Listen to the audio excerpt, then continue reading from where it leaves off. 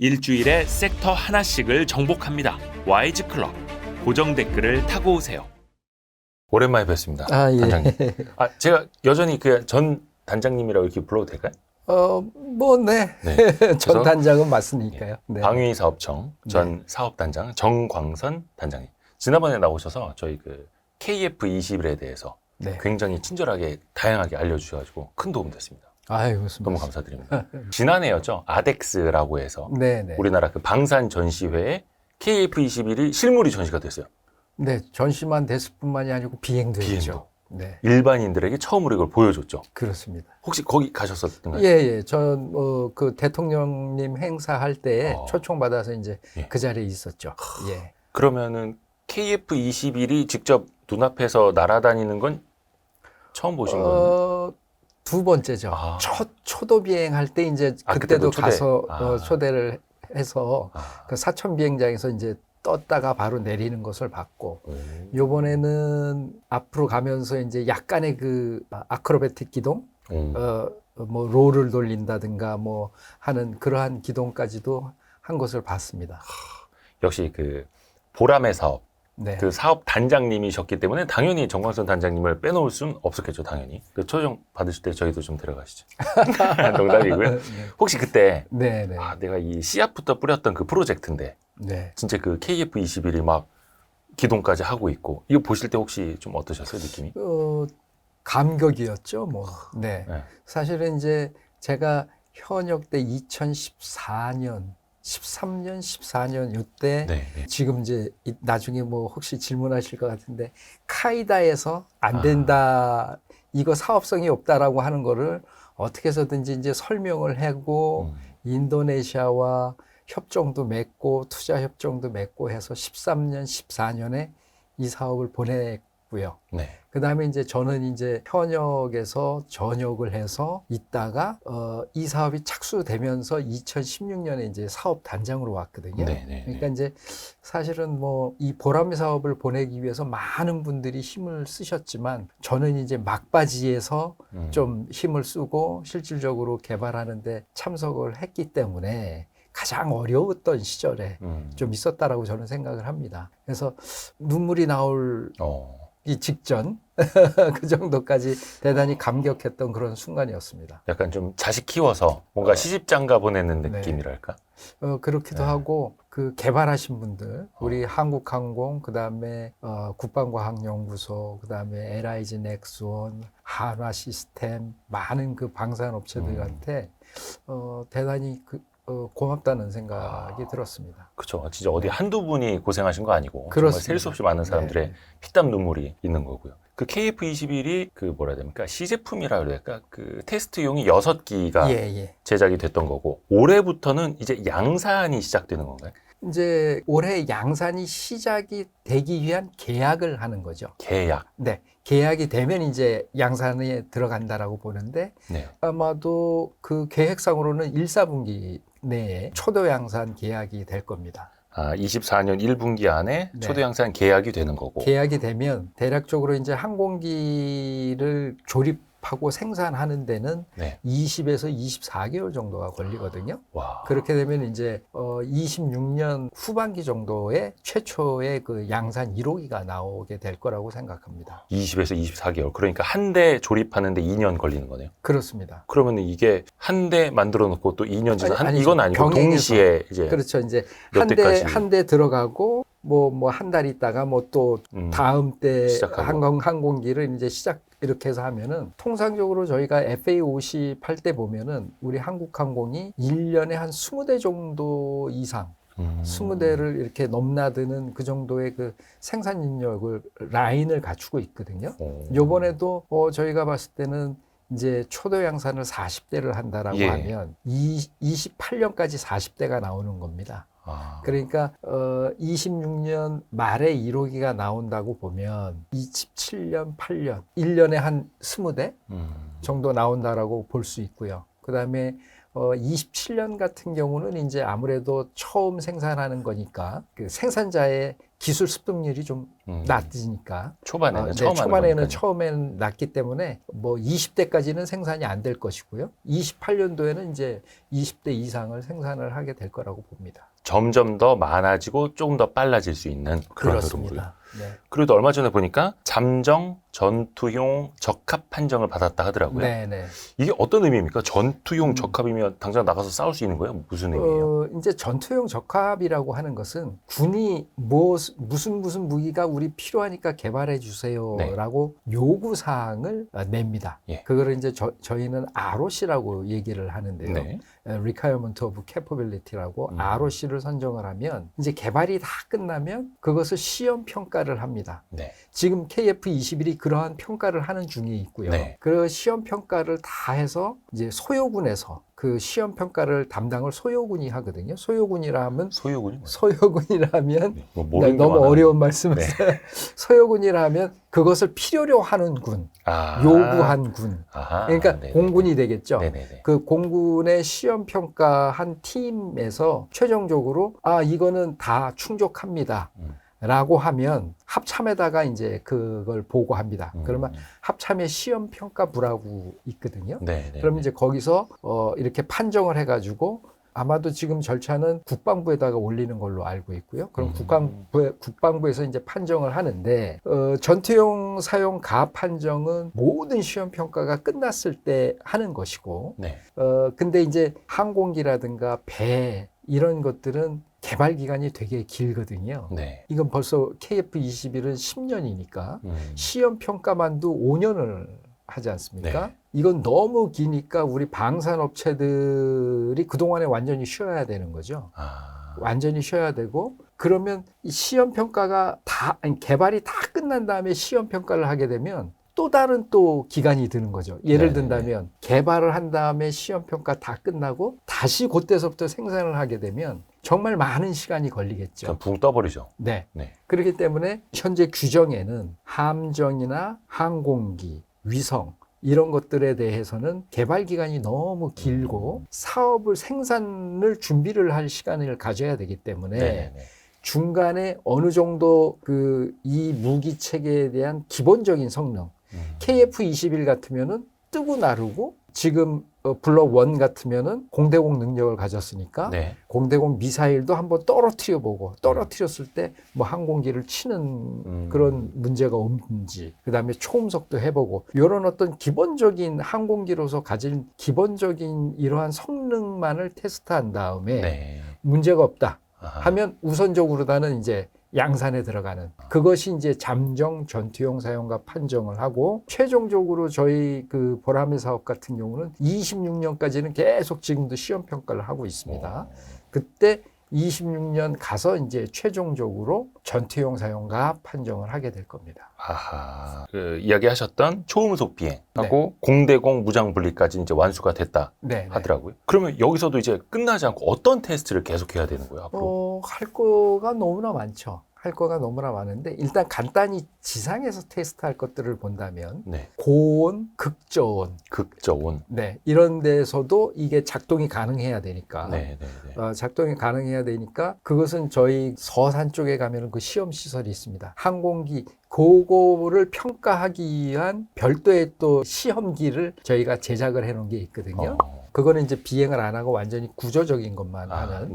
그래서 그거를 가지고 거기다가 넣어서, 제가 정확한 그 온도는 모르겠지만 마이너스 뭐 20도까지 했을 때 이 항공기가 시동이 걸리고 작동이 되는지. 거의 냉동 창고 같은 데 들어가세요? 그렇습니다. 비행기 거다 넣어놓고. 그런 거 하고, 그다음에 고온에서도 이게 각종 그 전자장비가 작동을 하는지. 그다음에 EMI, EMC라고 그래서 전자기 간섭. 그래서 각 부품별로 다는 그걸 다 해봤지만, 부품별로 다는 그걸 다 한 상태에서 장착을 시킵니다. 하지만 그것을 이제 기체에다가 다 몰아넣었을 때 어떠한 또 영향이 있는지, 그런 EMI, EMC 같은 것들, 그런 것들도 하고, 그 다음에 이제 공중에 올라가서는 매 고도별로 다 체크를 합니다. 매 고도별로 다 체크를 해서 이 항공기가 문제가 없는지 이런 것들을 다 체크를 하고요. 그 다음에 뭐 예를 들어서 10,000피트에서는 이 항공기의 최대 성능은 얼마다. 이런 것들도 이제 다 해서 고도별로 기록을 하고 그래프도 만들고 그 다음에 실제로 미사일도 쏴서 표적을 맞춰보고 뭐 이런 것들을 그렇죠. 이제 26년까지 계속 하게 될 겁니다. 제가 잘 몰라서 그런데 네. 단장님은 그 실제 파일럿을 하셨잖아요. 네네. 파일럿을 이렇게 하는 게 맞나? 아무튼 네. 그 실제로 하늘 위로 올라가면 많이 춥나요? 제가 손가락을 안 내밀어봐서 뭐 추운지 안 추운지 모르겠으나 비행기 안에 히터 나오나요? 히터가 당연히 나오죠. 아, 히터 있어요? 그럼요. 에어컨도 있나요? 에어컨도 있죠. 왜냐하면은 이 엔진에서 타봐가지고. 뜨거운 공기를 너무 뜨거우니까 그것을 이제 바깥 공기하고 합쳐서 우리도 자동차도 바깥 공기랑 뭐 이렇게 혼합해서 하듯이 네네네. 뜨거운 엔진에 있는 공기를 바깥에 찬 공기랑 혼합해서 하면 이제 에어컨이 되는 난방이 되는 것이고요. 그것이 아니고 압축된 찬 공기를 그대로 쏴주면 이제 에어컨 형태가 되는 건데 실질적으로 제가 지금 정확히 기억은 못하지만 고도별로 다 온도가 뭐 2도, 4도 막 이렇게 떨어지는 어떤 룰이 있습니다. 그래서 저희가 그 비행기가 어떤 작동을 안 할 때 소위 비행기를 탈출한다 그러지 않습니까? 네네네. 그러면 뭐 2만, 3만에서 탈출을 하게 되면 동상이 걸리는 경우도 있고요. 그렇겠네요. 그런 문제가 생기기 때문에 네. 주로 이제 뭐 시간적인 어떤 여유가 있다 하면은 뭐 좀 내려와서 탈출을 하는 뭐 그런 프로시저도 저희가 있습니다. 그렇군요. 나 왜 그런 게 궁금하지? 궁금하지 않습니까? 이런 거 하늘 위에 올라가서 비행기 안은 추울까 따뜻할까? 그러면 KF-21도 히터 잘 나오겠죠?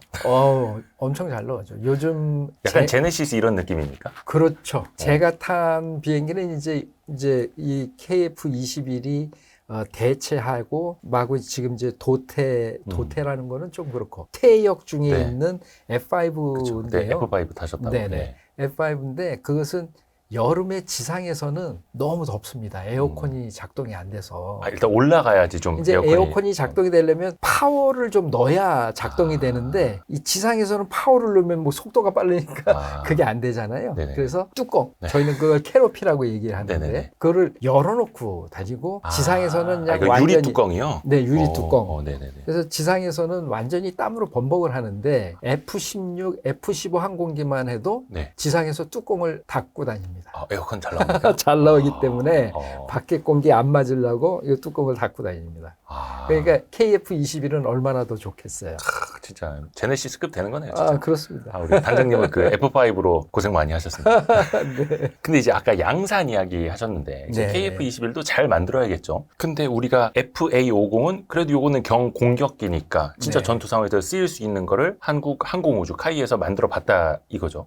그래도 KF-21하고는 또 다를 거 아닙니까? 이거는 4.5세대니까. 네. 그러니까 4.5세대 양산은 또 처음이고 어떤 점이 좀 많이 중요할까요? 아니면 우려가 되시는 게 있나요? 일단은 그러한 우려를 없애기 위해서 저희가 이제 그 계약을 하기 전에 정부 최고위 위원회, 그걸 이제 방위사업 추진위원회라고 얘기를 하는데요. 방위사업 추진위원회에서 양산을 승인받기 위한 양산 계획서를 제출합니다. 이제 방위사업 추진위원회의 위원장이 이제 장관님이시거든요. 국방부 장관이신데 그 전에 뭐를 하냐 하면 제조 성숙도 평가라는 것을 합니다. 성숙도요? 네. Manufacturing Readiness Assessment. 그래서 이 한국항공이 KF-21을 생산할 수 있겠는가? 하는 평가를 하도록 되어 있습니다. 그래서 뭐 라인은 갖춰졌는가, 공정은 표준화되어 있는가, 그런 거 등등등등을 다 보고 그것이 대략 평가의 수준이 1부터 10까지 있는데 8 이상이 돼야 이제 그 양산을 할 수 있도록 되어 있습니다. 그래서 그 평가는 당연히 통과를 했다라고 저는 보고요. 그다음에 한국항공이 그러한 능력은 저는 충분히 갖고 있다. 라고 보고 있습니다. 왜냐하면 저희가 그 유튜브에도 많이 나왔는데 시제기를 조립할 때 바닥에서 끌고 가는 항공기 이 부분을 끌고 가가지고 이렇게 자동으로 맞춥니다. 근데 그 다른 나라를 좀 보십시오. 영국이나 뭐 스웨덴 그런데 과거 그 항공기를 조립을 할 때는 사람이 끌고 가가지고 이렇게 해서 맞췄습니다. 그러면은 이렇게 맞힐 때 볼트는 어떻게 이쪽 구멍하고 이쪽 구멍하고 맞아야 될 거 아니겠어요? 그쵸? 정밀하게. 네, 정밀하게 맞아야 되는데 그런 것들이 잘 안 맞을 수도 있고요. 그래서 그런 어려움이 있는데 이번에는 한국항공이 제가 그 장치를 개발한 것으로 알고 있는데요. 그러한 것들을 이용을 해서 거의 뭐 정밀하게 0.01mm 뭐 이 정도 수준까지 다 맞춰가지고 그냥 할 수 있고, 그 다음에 저희가 이 자동차 같은 데도 보면은 연결 부위가 있잖아요. 네네. 이 연결 부위를 보면 이렇게 만져보면 약간 튀어나온 것도 있고, 그 소위 단차라고죠. 네, 단차라고 얘기하잖아요. 테슬라가 그냥 이렇게 보여주는 거죠. 네네, 단차라고 하는데 단차가 거의 없습니다. 그 만져보면 예, 매끈해요. 네, 왜냐하면 이런 어떤 리베트 구멍이라든가 피스 구멍 이런 것들도 전부 자동화 장비로 다 뚫고, 그 다음에 이런 거를 갖다가 뭉치를 연결할 때도 자동화 해가지고 하기 때문에 상당히 정밀화되어 있습니다. 그래서 저는 뭐 저 개인적인 생각으로는 제가 단장할 때 깜짝 놀랐고, 그 다음에 잘할 거다. 재밌는 예를 하나 말씀을 드리면, 네. 제가 이제 그 2009년, 10년 이때에 지금 우리나라 공군에서 운영하는 조기경보 통제기 2737이라는 항공기가 있습니다. 그 굉장히 높은 곳까지 뜬다라는 그 비행기. 그래서 이제 레이더로 다 이렇게 잡는 그 비행기인데요. 그 4대를 저희가 이제 구매를 했는데, 한 대는 미국 보잉사에서 만들어서 가지고 왔고, 나머지 3대는 한국항공에서 조립을 했습니다. 그 모듈 형식으로 이제 가져와서요. 그러니까 항공기는 그냥 껍데기를 갖고 왔고요.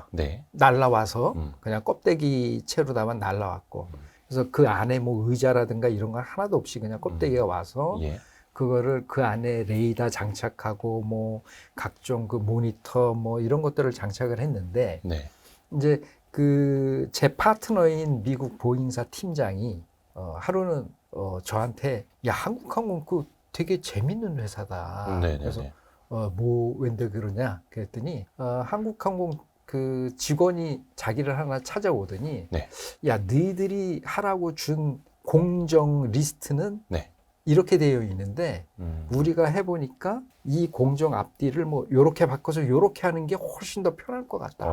약간 한국 사람 특성 나왔다. 그래서 그거를 보니까 시간도 절약이 되고 훨씬 빨리 그 다음에 쉽게 말 수 있더라는 거죠. 그래서 한국항공 덕분에 그 공정을 바꿨다는 겁니다. 그리고 그해 한국항공이 보잉사로부터 최고 협력사 상까지 받았어요. 그러니까 저는 우리나라 사람들이 대단한 그런 어떤 집념이라든가 이런 능력을 갖고 있다라고 저는 보고요. 그래서 KF-21도 우리 한국항공이 잘할 수 있을 거라고 저는 봅니다. 이게 이제 한국 사람 특징이라고도 하더라고요. 저도 심리학과 교수님들한테 얘기를 들었는데, 일본 사람들은 매뉴얼 주면 그대로 한다고, 절대 안 틀리라고 하는데, 한국 사람은 매뉴얼 하면 이 매뉴얼이 잘못됐네. 그러니까 우리가 더 잘할 수 있겠는데 이런다고. 그 보잉사 그 친구도 그 얘기를 하는 겁니다. 주면 주는 대로 하지 뭐. 자꾸 막 개선하려고 하고 더 잘하려고 하고. 그래서 약간 좀 양산하는 데는 별로 이제 걱정을 안 하신다. 충분히 이제 아직도 준비할 시간들은 많이 있는 거죠. 뭐 많이 있다라기보다는 지금 이제 처음에 시작은 부품 구매서부터 이렇게 들어와서 이제 준비하는 것이고, 그 다음에 그 방위사업청에 있는 사업단이라든가 이런 데서 그러한 아까 말씀드린 MRA, 그러니까 제조 성숙도 평가 이런 것들을 다 했을 거기 때문에 저는 뭐 문제가 없을 거라고 봅니다. 좋습니다. 그 아까 잠깐 이야기를 해주셨는데, 카이다, 그러니까 한국국방연구원이죠. 여기에서 23년 10월에 하나의 보고서가 나왔는데 이게 참 국가적으로 많은 논란이 됐습니다. 그러니까 사업 타당성 조사를 하지 않습니까? 그래도 예산을 쓰기 전에. 근데 그 결과 KF-21의 성공 가능성이 좀 불확실하기 때문에 일단은 40대가 아니라 20대만 먼저 만들어 보고 40대 여부를 결정하자, 이런 식의 이제 보고서를 올렸죠. 좀 초반에 좀 예산을 줄이려고 하는 조금 뭐가 좀 있었던 것 같기는 한데, 당시 혹시 그 보고서 내용을 좀 어떻게 보셨나요? 뭐 사실 뭐 제가 보고서 내용을 본 것은 아니고 뭐 그 뉴스 매체라든가 그다음에 이제 사업단에 뭐 이렇게 귀동냥으로 해서 들은 건데 뭐 뉴스 매체는 조금 잘못 나온 것들이 있습니다. 뭐 예를 든다면 카이다에서 지적한 것이 뭐 공대지 능력이 없다라든가 공대공 미사일 써보지도 않았는데 그걸 뭘 하냐 이런 식으로 다 이제 뉴스 매체에도 나왔는데 실질적으로 그 뉴스 매체에 그게 공개된 것은 국정감사 때 국방위에서 어떤 그 한 위원 국회의원께서 네. 방위사업청장한테 이제 물어보면서 이제 그게 이렇게 된 걸로 제가 알고 있는데요. 그때 방위사업청장께서는 뭐라고 답변을 했냐면 카이다에서 기술 성숙도가 미흡하다. 네. 그래서 사업 성공 가능성에 의문이 든다. 뭐 이런 식으로 얘기를 했다는 거죠. 네네. 저는 솔직히 그 얘기를 듣고 이 사람들은 비전문가구나. 그 분석을 하신 분들이 항공기를 한 번도 만들어 보신 적이 없는 분들이고요. 물론 제가 이렇게 얘기하면 이제 야, 그 비용 분석을 하면은 꼭 그걸 만들어 봐야 비용 분석을 하나? 뭐 이렇게 얘기하실 분도 있지만 최소한 1명, 2명 정도는 그런 분이 같이 해서 이거를 해야 조사도 하고 분석도 하고 해야 될 거라는 겁니다. 저는 이제 제가 유추해 보건데 기술 성숙도가 부족하다라고 얘기한 그 이유는 시험 평가를 하다가 보면 많은 결함이 나옵니다. 네네. 그래서 어떤 결함은 당장 오늘 내에 고칠 수도 있는 결함이 있을 수가 있고요. 그리고 어떤 결함은 뭐 일주일 걸리는 것이 있을 수도 있는 것이고요. 어떤 결함은 좀 오래돼서 설계 자체를 바꿔야 되는 그런 결함도 있고요. 네. 만약에 설계를 바꾼다라고 하면 상당히 수개월이 걸릴 수도 있는 그런 결함이 있을 수도 있습니다. 그러나 지금 현재 비행은 하고 있지 않습니까? 그렇죠. 그러니까 그게 치명적인 결함은 아니다라는 말씀을 제가 드리는 겁니다. 물론 그러한 결함으로 인해서 요구 성능이 미달될 수는 있겠죠. 하지만 이게 이 개발이 26년에 끝나는 거기 때문에 아직도 3년이란 기간이 있다는 겁니다. 그러면 오히려 한국항공이나 방위사업청에 이러한 결함이 나오는데 이러한 대책을 어떻게 경감시킬 거냐, 완화시킬 거냐 그런 것들을 받아서 그게 옳다라고 하면 그건 문제가 없는 겁니다. 네. 왜? 시험 비행은 결함을 찾아내려고 하는 거거든요. 그렇죠. 예. 제가 그 사업단장 할 때 그 우리 한국항공이나 우리 협력업체들한테 얘기할 때 뭐라고 얘기했냐면 결함이 안 생긴다라고 하면 난 당신들을 의심할 거다. 아, 처음부터 완벽하다면? 네. 아니 우리가 이 전투기를 신형 전투기를 처음 만드는데 어떻게 결함이 안 생길 수 있겠습니까? 그렇죠. 그러면 두 가지입니다. 하나는 나한테 거짓말을 하고 있거나, 그죠? 나한테 거짓말을 하고 있거나 아니면 어디 뒤에서 뭔가 숨기고 지금 고치고 있는 그런 것일 수밖에 없죠. 네. 결함은 당연히 나오게 돼 있는 것이고 지금 이 5년간의 시험 비행을 하라는 것은 우리가 성능을 검증하는 목적도 있지만 빨리 많은 결함을 찾아내서 그걸 수정하는 목적이 있는 겁니다. 그렇죠. 우리가 신형 차량도 뭐 완전히 뭐 그랜저 페이스업 해가지고 완전히 새로운 그랜저가 나온다 치면 야 그거 한 2년 있다 사야지. 바로 사면 고장나. 네네네. 고장 많이 나. 이런 얘기 많이 하지 않습니까? 네. 마찬가지로 우리 FA50도 처음에는 잦은 고장이 많았습니다. 전력화 됐을 때. 예. 5년이란 그 시험 평가 동안에 찾아내도 못 찾아낼 수가 있는 거거든요. 그렇기 때문에 시험 비행을 많이 해봐야 되는 거거든요. 근데 이제 그거를 기술적인 성숙도가 미흡하다라고 얘기를 한다면 우리가 완제품을 사와야죠. 그러네요. 따지고 보면 완제품을 사와야 된다는 겁니다. 그리고 완제품 아니면 어디 그 다른 나라에서 이미 만든 제품을 갖고 와서 조립하는 수밖에 없는 거죠. 기술적인 성숙도는 이미 모자란다고 우리 인정을 하고 지금 개발을 하는 거거든요. 그렇죠. 그러니까 개발인데. 네, 그러니까 개발인 겁니다. 네. 그러니까 말이 너무나 안 맞는 얘기를 하고 있다. 그러면 그런 보고서가 왜 나오게 됐을까요? 저는 솔직한 얘기로 이 카이다는 지금 카이다 분들이 이거를 들으시면은 뭐 많은 그 마음의 불편함을 가지시겠지만 카이다가 그동안에 많은 이 사업을 가기 전서부터 브레이크를 걸었던 게 기술적인 성숙도가 모자라다는 네. 걸 한 거거든요. 그러니까 지금에 와서 이 양산을 하려다가 보니 카이다가 또 뭔가 책임을 져야 되는 심판관이 된 거죠. 그 전에도 심판관을 못하기 때문에 나는 이거 결정 못하겠다라고 2014년에도 했었는데 지금에 와서도 이제 양산에 대해서 어떤 심판관 역할을 하려다가 보니 이거는 양산은 솔직히 비용이 많이 들어갑니다. 네. 개발보다 훨씬 많이 들어가죠. 120대를 사야 되니까 천문학적인 숫자가 들어갈 겁니다. 네. 거기에 대한 판정을 하려다가 보니 조금이라도 이상하면 하기 싫은 거죠. 하기 싫은 거죠. 뭐 예를 든다면 기술적인 성숙도가 부족한데 그럼 20대는 왜 합니까? 지금 뭐 한간에 들리는 얘기는 우선 20대 해보고 네. 그 다음에 괜찮으면 20대 더 해. 뭐 이런 얘기가 나오던데 그러면 안 되고 이 시제기 가지고 계속 돌려서 완전히 기술적인 성숙도가 완성이 됐을 때 양산에 들어가야 된다는 게 논리적으로 맞다는 거죠. 그렇죠.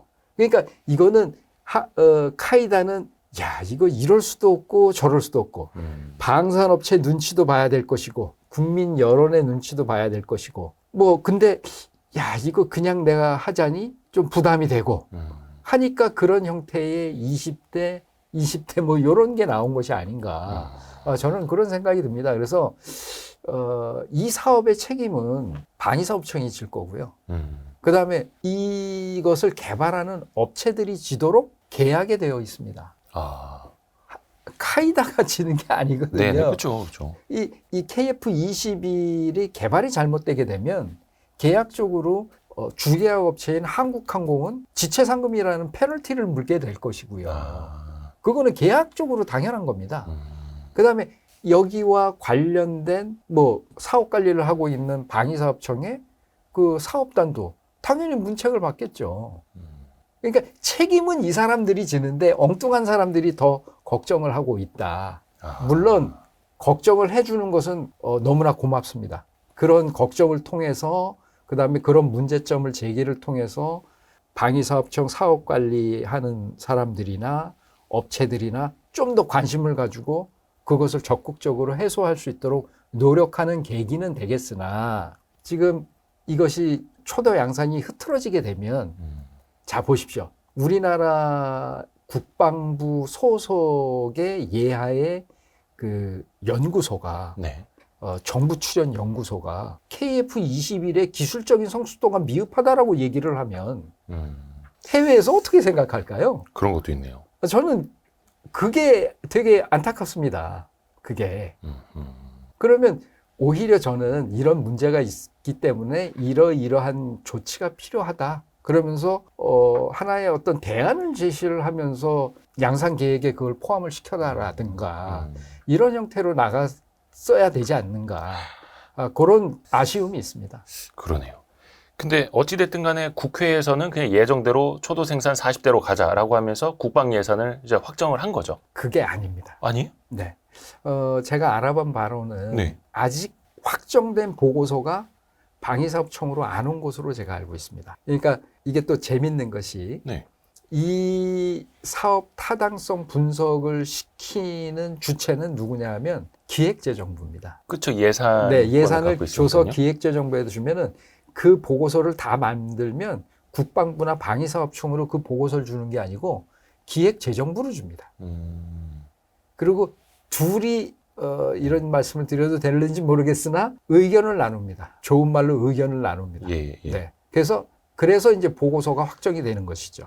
그래서 저는 지금 현재 제가 파악한 바로는 아직 보고서가 안 나왔고요. 이제 보고서가 오게 되면 어떻게 나올지는 모르겠으나 이제 최종적인 거는 아까도 말씀드린 것처럼 이 양산 계획은 방위사업 추진위원회에서 결정이 되기 때문에 네.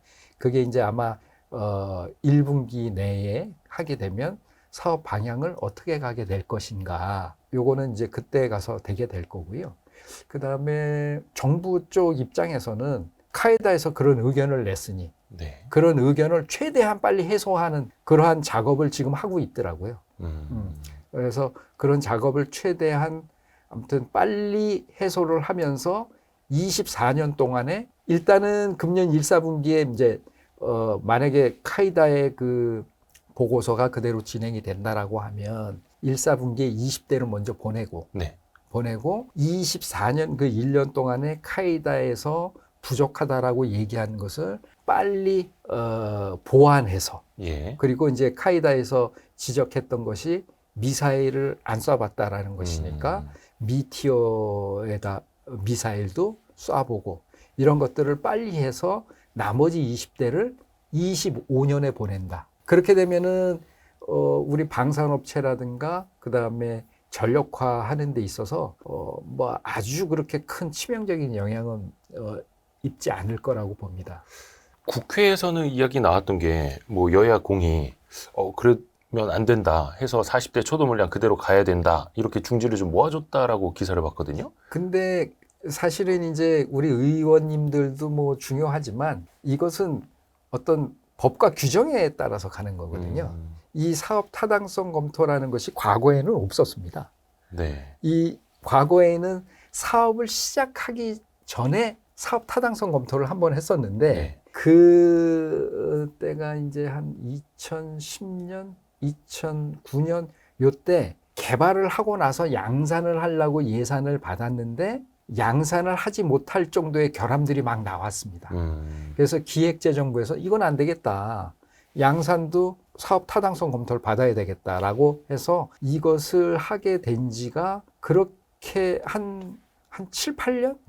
뭐 요 정도 된 거거든요. 네, 네. 7, 8년은 아니군요. 한 10년? 네, 오래되진 않은 네, 10한 2, 3년 요렇게 된 것 같습니다. 그래서 그때부터 이제 이렇게 된 거기 때문에 규정에 따라서 하는 거기 때문에 의원님들이 뭐 보내랜다고 해서 그 이미 보고서가 그렇게 써져 있는 거를 기획재정부에서 뭐 장관님이나 의원님이 이런다고 그렇게 보낼 그러한 사항은 저는 아니라고 봅니다. 그냥 초도 생산 물량 어떤 예산을 이렇게 확보해주면 되는 그냥 단순한 차원이 아니라 그러네요. 이 카이다 한국국방연구원의 보고서 자체가 다시 나와야만 그 절차를 통과할 수 있는. 그러니까 뭐뭐를 지적을 해서 대안을 제시를 했으면 그거를 이제 조율을 하겠죠. 그 기획재정부하고. 그러면 그대로 이제 가게 되는 겁니다. 그러면서 결과에 따라서 저희는 그걸 총사업비라고 얘기를 하는데요. 네. 총 그 사업비가 결정이 하게 됩니다. 이 사업 타당성 검토 중에 하나는 사업이 진짜 타당한지 이 사업을 가야 되는지와 두 번째는 사업비를 결정하는 거거든요. 네. 그래서 그 사업비가 아마 20대 양산하는 사업비로 결정이 되게 되면 어쩔 수 없이 그렇게 가게 될 겁니다. 그래서 뭐 국회나 뭐 장관님이나 물론 조율은 하시겠지요. 네. 기획재정부 뭐 예산실장이라든가 네. 이런 분들하고 뭐 조율은 하시겠지만 보고서가 그렇게 나와버리게 되면 그 보고서와 별도의 사업으로 간다. 이거는 대단히 좀 어려운. 그러면 이게 초도 물량이 20대냐 40대냐는 아직도 확정이 안 된 거네요. 제가 얼마 전까지 듣기로는 그렇습니다. 그렇군요. 저도 그래서 그냥 국회에서 예정대로 하기로 했다 이래가지고 그냥 끝난 이슈인 줄 알았는데. 그래서 이제 정부 차원에서는 아까 말씀드린 것처럼 카이다에서 지적한 사항을 24년 내에 다 해소시키고 그래서 25년에 나머지 20대를 가게 되면 군의 그 어떤 전력 공백이라든가 네. 그다음에 우리 업체들의 어떤 어려움 이런 것들이 최소화시킬 수 있는 방안을 지금 계획을 하고 있는 것으로 알고 있습니다. 그 원래대로라면은 2026년부터 28년까지 네네. 초도 물량 40대를 생산하는 걸로 이렇게 알고 있었는데 24년, 25년, 20대, 20대 이렇게 가더라도 그럼 큰 틀에서는 어떻게 변화가 없는 큰 틀에서는 거고? 뭐 크게 문제는 없는데 이제 단가가 조금 오르겠죠. 40대를 한꺼번에 살 때보다는 부품을 20대 발주할 때부터 이제 소량으로 발주를 해야 될 것이고 그다음에 이제 그 생산자들의 기술 숙련도 이 무기 체계는 심지어 이 비행기라 하더라도 네. 찍어내는 게 아니지 않습니까? 일일이 하나하나 조립하는 일일이 거니까. 큰 것들은 다 뭐 리베트를 하고 피스를 엮고 뭐 이런 것들 뚫고 뭐 이런 것들은 로봇 형태로 다 해서 다 만들어 오지만 거기에 전선을 깔고 장비를 갖다 장착시키고 이런 것들은 다 수작업입니다. 네. 그렇기 때문에 그것은 많이 하면 할수록 생산자들의 스킬이 늘어나는 거거든요.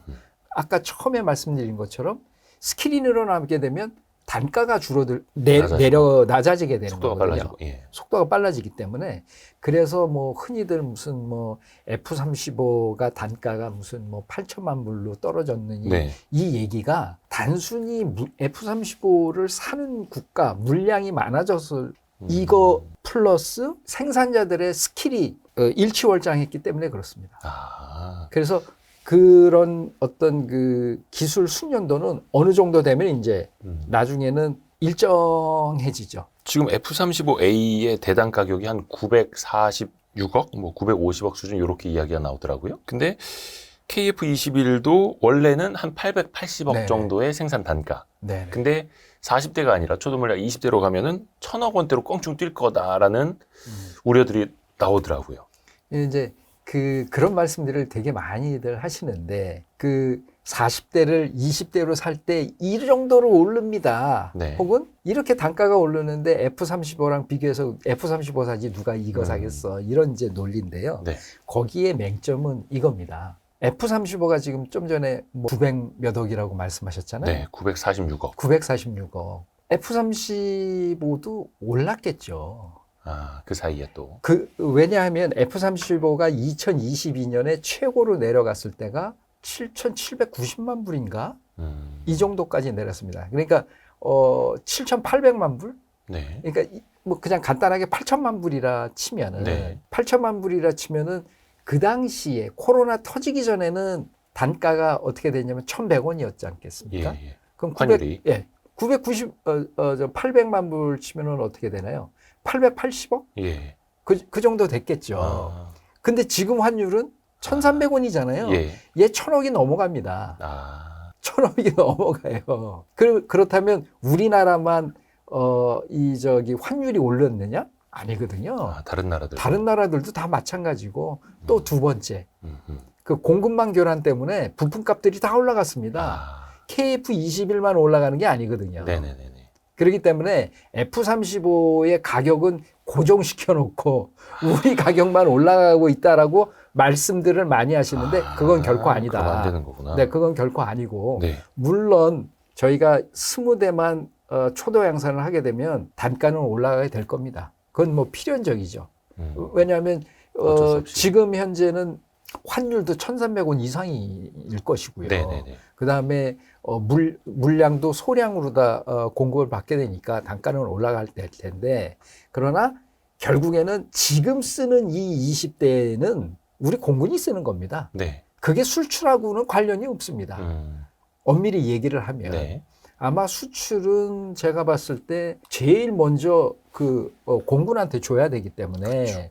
아마도 한 28년 이후 정도가 돼야 되지 않을까 저는 그렇게 생각을 합니다. 물론 이제 그 이전부터 각종 수주 협상이 있겠죠. 수주 협상이 있으면서 뭐 계약이 된다면 26년 이후나 계약이 되겠죠. 왜? 양산된 걸 봐야 되니까. 업체들 다른 나라에서 양산된 걸 봐야 되니까. 그러니까 우리나라에서 최초 양산 1호기가 26년 후반기에나 나올 테니 네.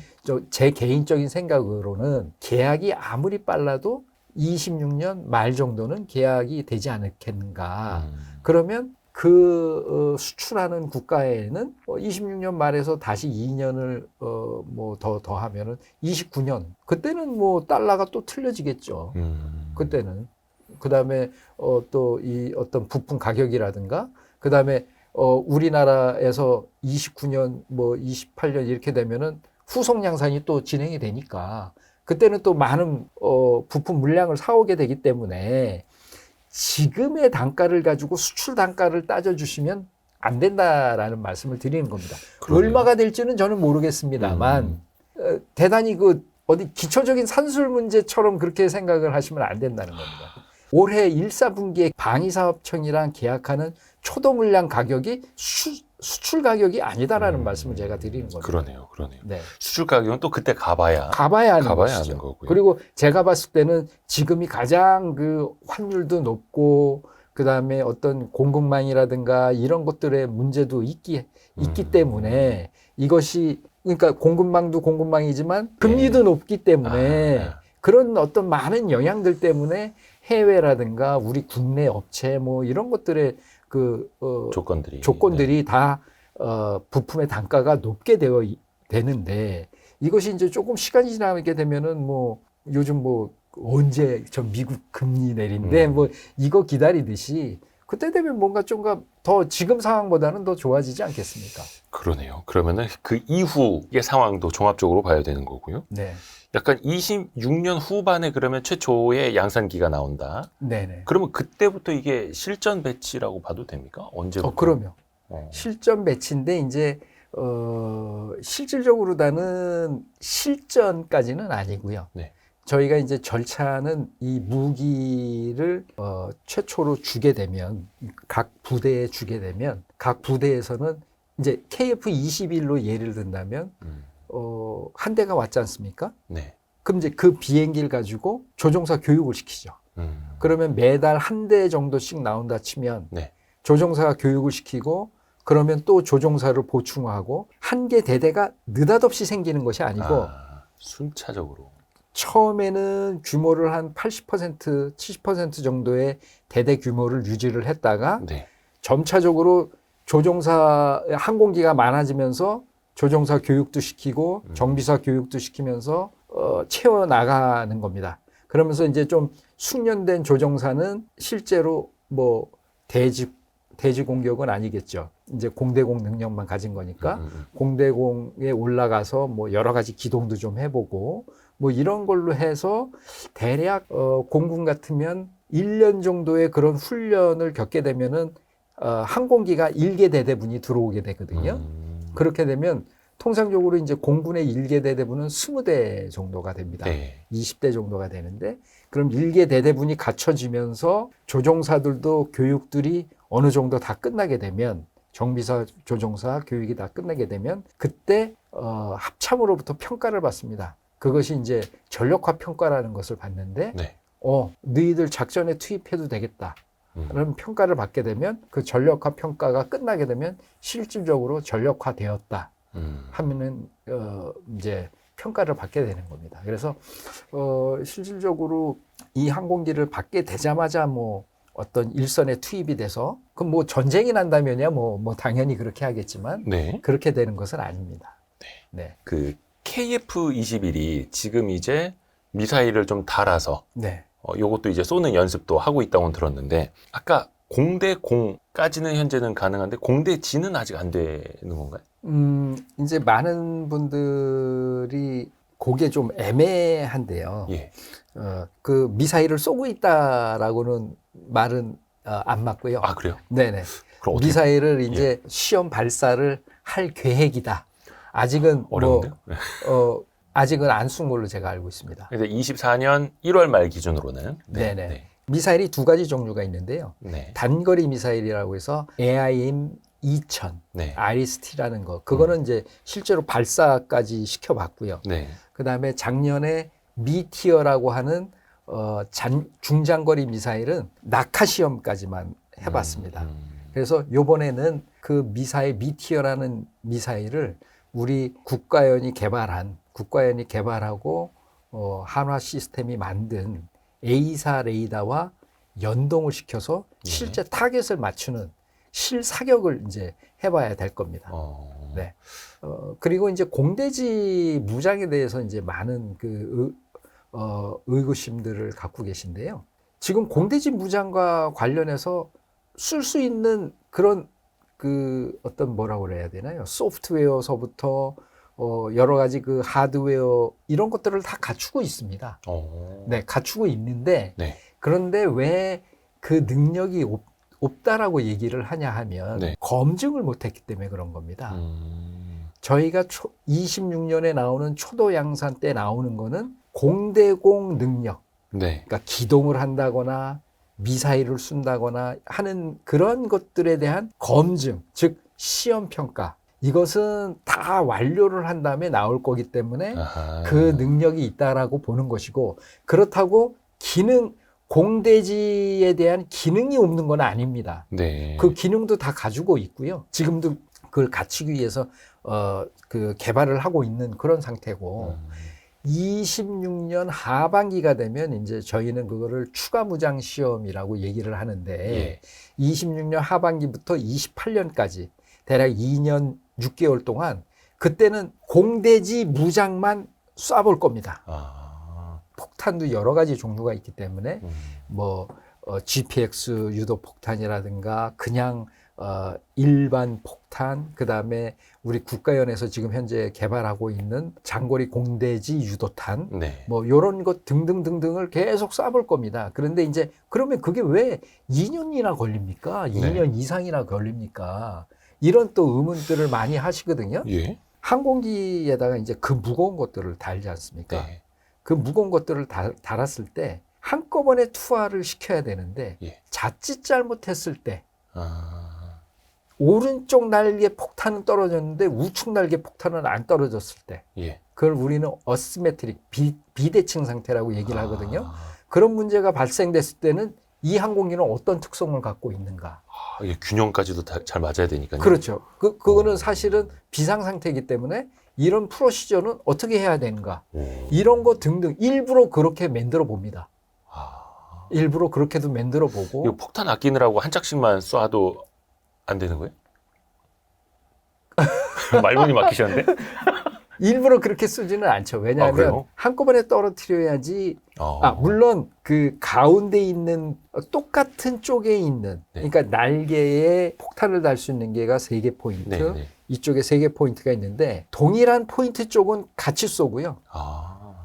이렇게 틀리게 뭐 이쪽은 이 날개 안쪽에 있는데 쟤는 바깥쪽에 있는 걸 쏜다. 이렇게 하면은 이제 날개가 삐뚤어지고 무게 중심이 틀려지기 때문에 거였어요. 그렇게는 안 쏘죠. 요 하나만 쏘고 한 100km 더 가서 이쪽 가서 이게 아니고 네네. 양쪽에 균형 맞춰서 이렇게 쏴요. 균형 맞춰서 쏘죠. 그리고 균형이 안 맞았을 때의 항공기 특성을 파악을 해야 되고, 분명히 그런 어떤 문제점이 생길 수가 있거든요. 특히 이거는 좀 무거운 공대지 폭탄일 때 더더욱이 그런 걸까요? 공대지 폭탄일 때도 그렇고, 저희가 지금 공대공 미사일도 그렇습니다. 공대공 미사일은 말씀하신 것처럼 한 발씩 쏩니다. 동시에 두 발을 쏘지 않죠. 동시에 두 발을 쏘면 내가 쏜 놈을 쫓아가잖아요. 그러니까 지들끼리 쫓아가니까. 네, 한 발을 씁니다. 적외선 추적 미사일 같은 경우는 당연히 한 발씩 쏘고, 그러나 이제 레이더로 추적하는 미티어 같은 경우는 동시에 날리지는 않지만 연속해서 쏠 수는 있습니다. 왜? 레이더로 따로 잡고 있기 때문에. 그러나 쏘는 순간에는 어시메트릭이 된다는 거죠. 불균형. 네, 불균형이 되기 때문에 그러한 일부러 불균형 상태도 만들어 보고 어떤 문제점이 있는지 이런 것들을 다 점검을 합니다. 그렇기 때문에 이게 시간이 많이 걸리는 겁니다. 복잡한 거네요. 네네.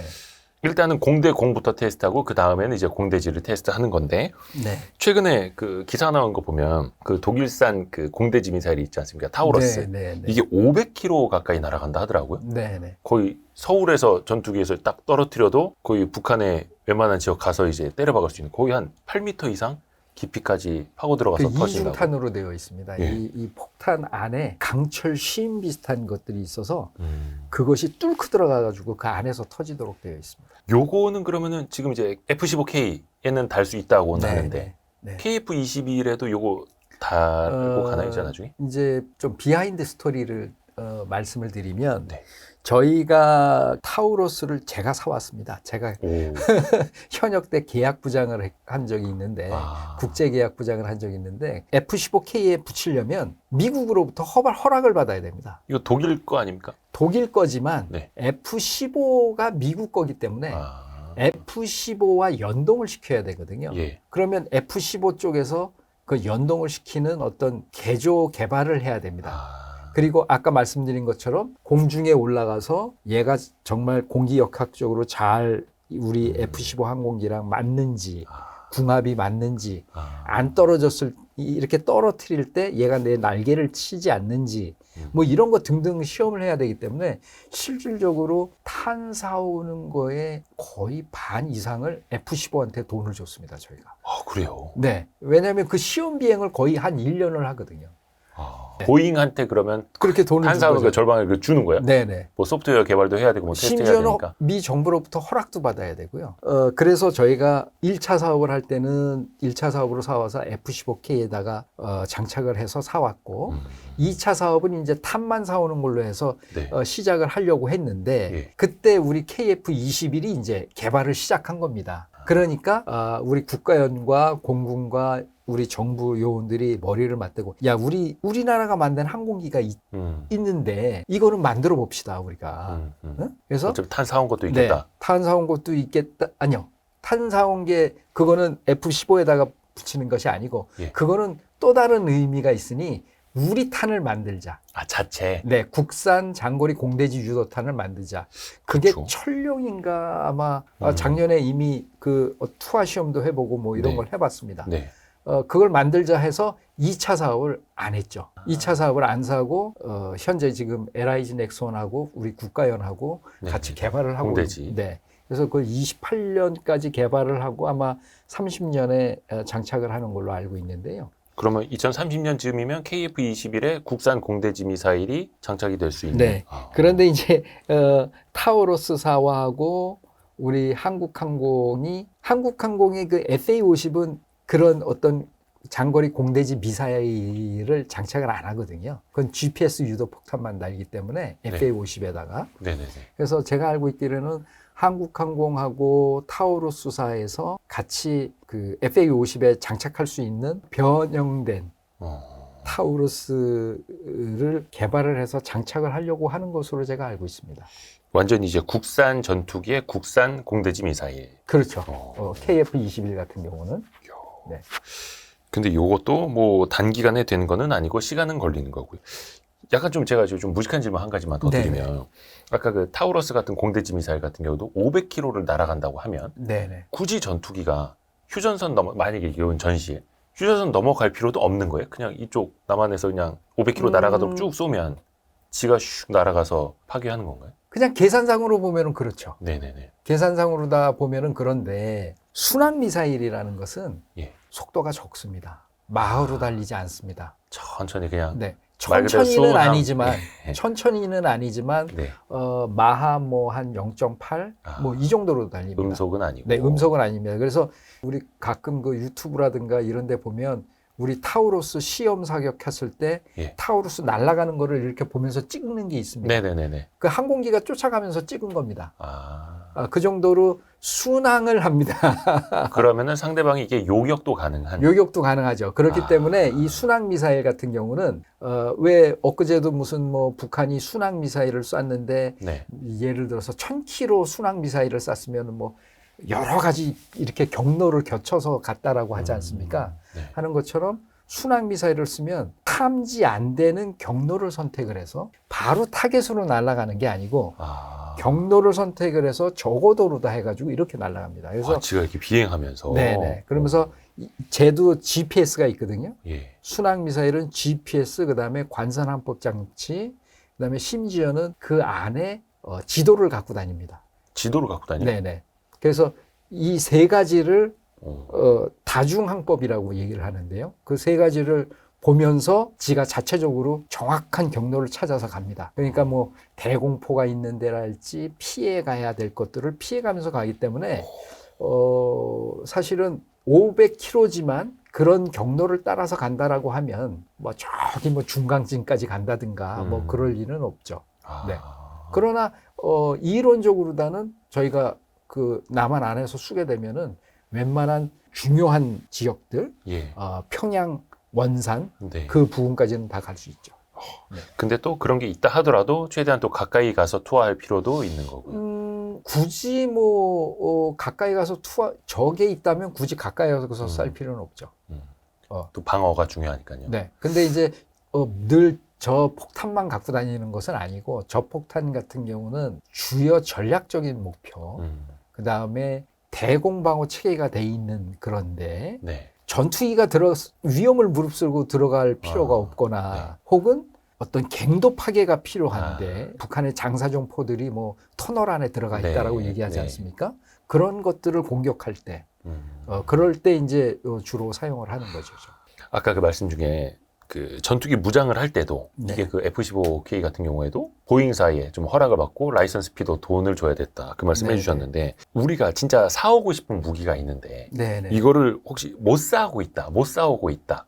예전에 A사 레이더도 미국에서 이거 기술 이전을 안 해줘서 우리가 스스로 만든 거 아닙니까? 혹시 그런 것처럼 그건 아니고요. 아니? 원래 스스로 만들려고 했고 하지만 이제 A사 레이더와 이 메인 컴퓨터와 이 연동을 시키는 게 있습니다. 그 연동을 시키는 것을 우리가 안 해봤기 때문에 그것에 대한 기술을 얻으려고 하는 것이었죠. 근데 사실은 그 기술이 대단히 중요한 기술입니다. 이 레이더를 만드는 것도 중요하지만 그 두 개를 연동하는 기술도 대단히 중요한데 실질적으로 지금 와서 지금 저희가 볼 때는 제 개인적인 생각에는 그거 안 받아오길 잘했다. 우리가 다 하길 잘했다. 왜 그러냐면 A사 레이더와 미션 컴퓨터, 임무 컴퓨터를 연동을 시키려면 이 A사 레이더에서 이 연동 컴퓨터로 어떤 정보들을 보내는지에 대한 자료를 다 줘야 됩니다. 그리고 이 항공기 쪽에 있는 임무 컴퓨터에서는 이 레이더 쪽에 어떤 지령이 간다. 소위 서로 다 알아야 되는 거네요. 그걸 다 알아야 되는 거죠. 근데 우리가 이 두 가지를 다 개발했잖아요. 그러면 그 정보를 오롯이 갖다 바치는 게 되는 거죠. 뭐 락히드나 보잉이나 누가 와서 그걸 해줬다라고 하면 그렇게 되는 거죠. 근데 이거를 양쪽으로 우리가 다 같이 이제 링크하는 것까지 개발을 했으니 이 기술은 이제 우리가 보호할 수도 있는 거고요. 단점은 또 뭐냐 하면 우리가 A사 레이더뿐만이 아니고 전투기에 다는 레이더를 한 번도 개발해 본 적이 없습니다. 그러니까 이거를 연동을 시켰을 때 어떤 문제가 발생하잖아요. 뭐 예를 들어서 표적을 잡았는데 틀리게 나오더라. 그러면 이것이 레이더의 문제냐 임무 컴퓨터의 문제이냐 그거를 알아서 수정을 해야 되는데 아주 그 첨단 업체들은 그러니까 보잉이나 락히드 마틴 뭐 이런 업체들은 많이 해봤기 때문에 야 그거는 뭐야 뭘 보면 나와. 딱 답이 나오죠. 그러니까 트러블 슈팅을 아주 짧은 시간에 할 수 있다는 겁니다.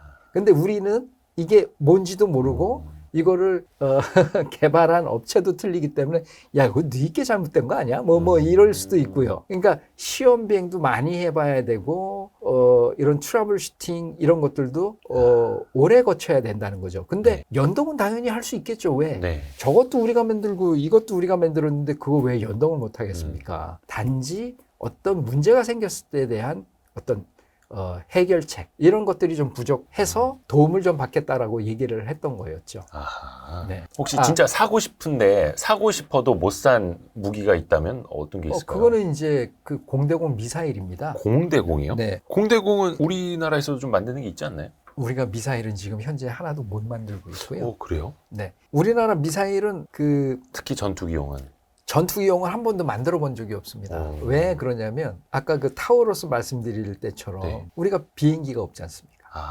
그러니까 우리가 미사일을 비행기가 없는데 만들었다면 우리의 모든 정보를 다 줘야 되는 그 F-15K에다가 저희가 우리가 만든 공대공 미사일을 붙이려면 모든 정보를 다 주고 돈까지 줘가면서 붙여달라고 얘기를 해야 되는 겁니다. 우리 땅에서 우리가 예를 들어서 뭐 라이센스 조립을 하고 있는 F-16에도 우리 마음대로 못 붙이고 테스트도 거죠. 우리 마음대로 못하는. 왜냐하면 그 미션 컴퓨터에 어떤 내용이 들어있는지 저희가 모르거든요. 그다음에 그걸 허가를 받아야 되고 미 정부로부터. 그렇기 때문에 그러한 거를 개발할 생각조차를 못했죠. 저희가 그 공대공 미사일이 없어서 이제 사실은 처음에는 미국으로부터 그 공대공 미사일 두 가지 단거리 공대공 미사일은 AIM-9X라는 것과 그다음에 중장거리는 AIM-120을 이제 우리한테 팔아라. 그거 팔 때는 그냥 탄약만 파는 것이 아니고 그것을 시험할 수 있는 장비 그다음에 연동을 시킬 수 있는 저희는 그걸 연동 규격서라고 하는데요. 그런 것들이 다 와야 되거든요. 근데 이제 미국은 아마도 제가 봤을 때는 그 초창기 당시에는 얘들이 그 항공기 못 만들 거야. 그런 생각을 했던 거 아닌가. 그러면 한국이 KF-21 저거 그냥 처음에 하다가 말겠지, 포기하겠지. 그런데 우리가 그런 자료를 주게 되면 한국 애들은 네. 여러 가지 그 자료 받으면 만드는 게 많으니 미사일은 만들 수 있겠지라고 생각했을 수 있지 않을까. 제 생각에는. 그래서 뭔가 힌트도 안 주려고 했던. 네네. 그래서 그 미사일과 관련된 거는 전혀 주지도 않았고, 그 다음에 또 제가 판단했을 때는 그 당시에 그 두 가지 미사일을 개량 중에 있었습니다. 개량이요? 네네. 성능 개량 중에 있었습니다. 미국이. 예. 그래서 제가 봤을 때는 야, 그러면 지금 사오면은 우리가 성능 개량 안 된 걸 사오는 것뿐이 안 되니 일단 유럽 쪽으로 한번 가보자. 해가지고 이제 눈을 돌렸더니 유럽에서는 적극적으로 자기네 것들을 대줄 수 있다. 그래서 사실은 지금 현재 KF-21에 장착되는 AIM-2000이라든가 그거는 AIM-2000은 AIM-9X 미국에서 만든 AIM-9X와 버금가는 거의 동등급입니다. 그 다음에 미티어 중장거리 공대공 미사일인 미티어는 미국 거보다 성능을 뛰어넘는다라고 자부할 수 있습니다. 미티어가 어느 나라? 미티어는 다국적 기업인 MBDA사에서 만든 겁니다. 6개국인가? 영국, 스페인, 뭐 이탈리아, 스웨덴 뭐 이렇게 해서 다국적 기업이 만든 겁니다. 근데 이거 사오더라도 이거 사와서 붙일 때에도 또 미국의 허락을 받아야 되는 거예요? 아닙니다. 아니에요? 왜 우리 거에 붙였으니까? KF-21에 붙이니까. KF-21에 붙이면. 네, KF-21에 붙이는 걸로 다 그걸 사온 거죠. 네. 그럼 요거는 아예 용도가 그러면 KF-21용으로. 그렇습니다. 그래서 사실은 우리 스스로도 계속해서 또 개발은 공대지도 같이 해야 하는 거고요. 그러면 공대지는 꽤 오래전에 GPS 유도 폭탄을 국가연이 개발을 했습니다. 국가연하고 제가 알고 있기로는 LIG 넥스원으로 알고 있는데요. 그 이름은 KGGB라고 명명이 되어 있습니다. 코리안 GPS 가이드밤 해서 재래식 500파운드 폭탄에다가 날개를 다른 겁니다. 그래서 날개를 이렇게 접어서 있다가 투하하면 날개가 쫙 펴지면서 GPS를 따라서 활공을 하면서 날아가는 그런 폭탄입니다. 그래서 그거는 이제 아까 말씀드린 것처럼 그 당시만 해도 그 개발할 당시만 해도 우리나라에서 개발한 전투기가 하나도 없잖아요. 네. 그러니까 붙여달라고 해야 됩니다. 그 붙여달라는 의미는 연동을 시켜달라는 의미거든요. 그래서 그거는 연동을 안 하게 해서 쓰는 방안은 없을까를 국가연하고 우리 업체들하고 고민을 해서 그거는 연동을 안 하고 조종사가 요런 PDA 같은 거를 갖고 올라탑니다. 네. 그래서 여기서 표적에 대한 좌표라든가 물론 사전에 입력을 시키고 들어가지만 네. 아마 여기서도 조정을 할 수 있도록 그렇게 해서 그 폭탄은 이미 오래전서부터 쓰고 있고요. 그 다음에 지금 이제 KF-21에는 우리가 임무 컴퓨터를 우리가 제작을 했기 때문에 그거는 아예 그 PDA를 조종사가 별도로 갖고 가는 게 아니고 바로 임무 컴퓨터와 연동을 시켜버리는 그런 작업을 지금 하는 것으로 알고 있습니다. 그러니까 연동이 필요할 때는 연동하는 거, 연동을 못할 때는 그냥 따로 그냥 무릎팍 위에다가 PDA 같은 거 올려놓고 이걸로 쓸 수 있는. 그러면 거기서는 그냥 떨어뜨리는 역할을 하고 얘가 찾아서 가고 날아가고. 네. 혹시 그러면 KF-21 개발할 때부터 이런 항공 유도 무기 체계까지도 다 염두에 두고 체계 개발이 됐던 거예요? 아쉽게도 그렇게 못했죠. 왜 그러냐면 이제 이 KF-21 이 보라매 사업이 정상적으로 사업이 간다라고 하면 사전에 준비들을 다 해서 KF-21이 몇 년도에 가니까 우리는 개발을 언제 하겠다. 폭탄 개발을 언제 하고 뭐 이게 계획이 될 텐데 계속 KF-21 사업이 지연되지 않았겠습니까? 지연되니까 거기에 이제 그런 계획을 수립을 못하고 KF-21 사업이 딱 가니까 그때서부터 이제 수립을 하고 가는 거죠.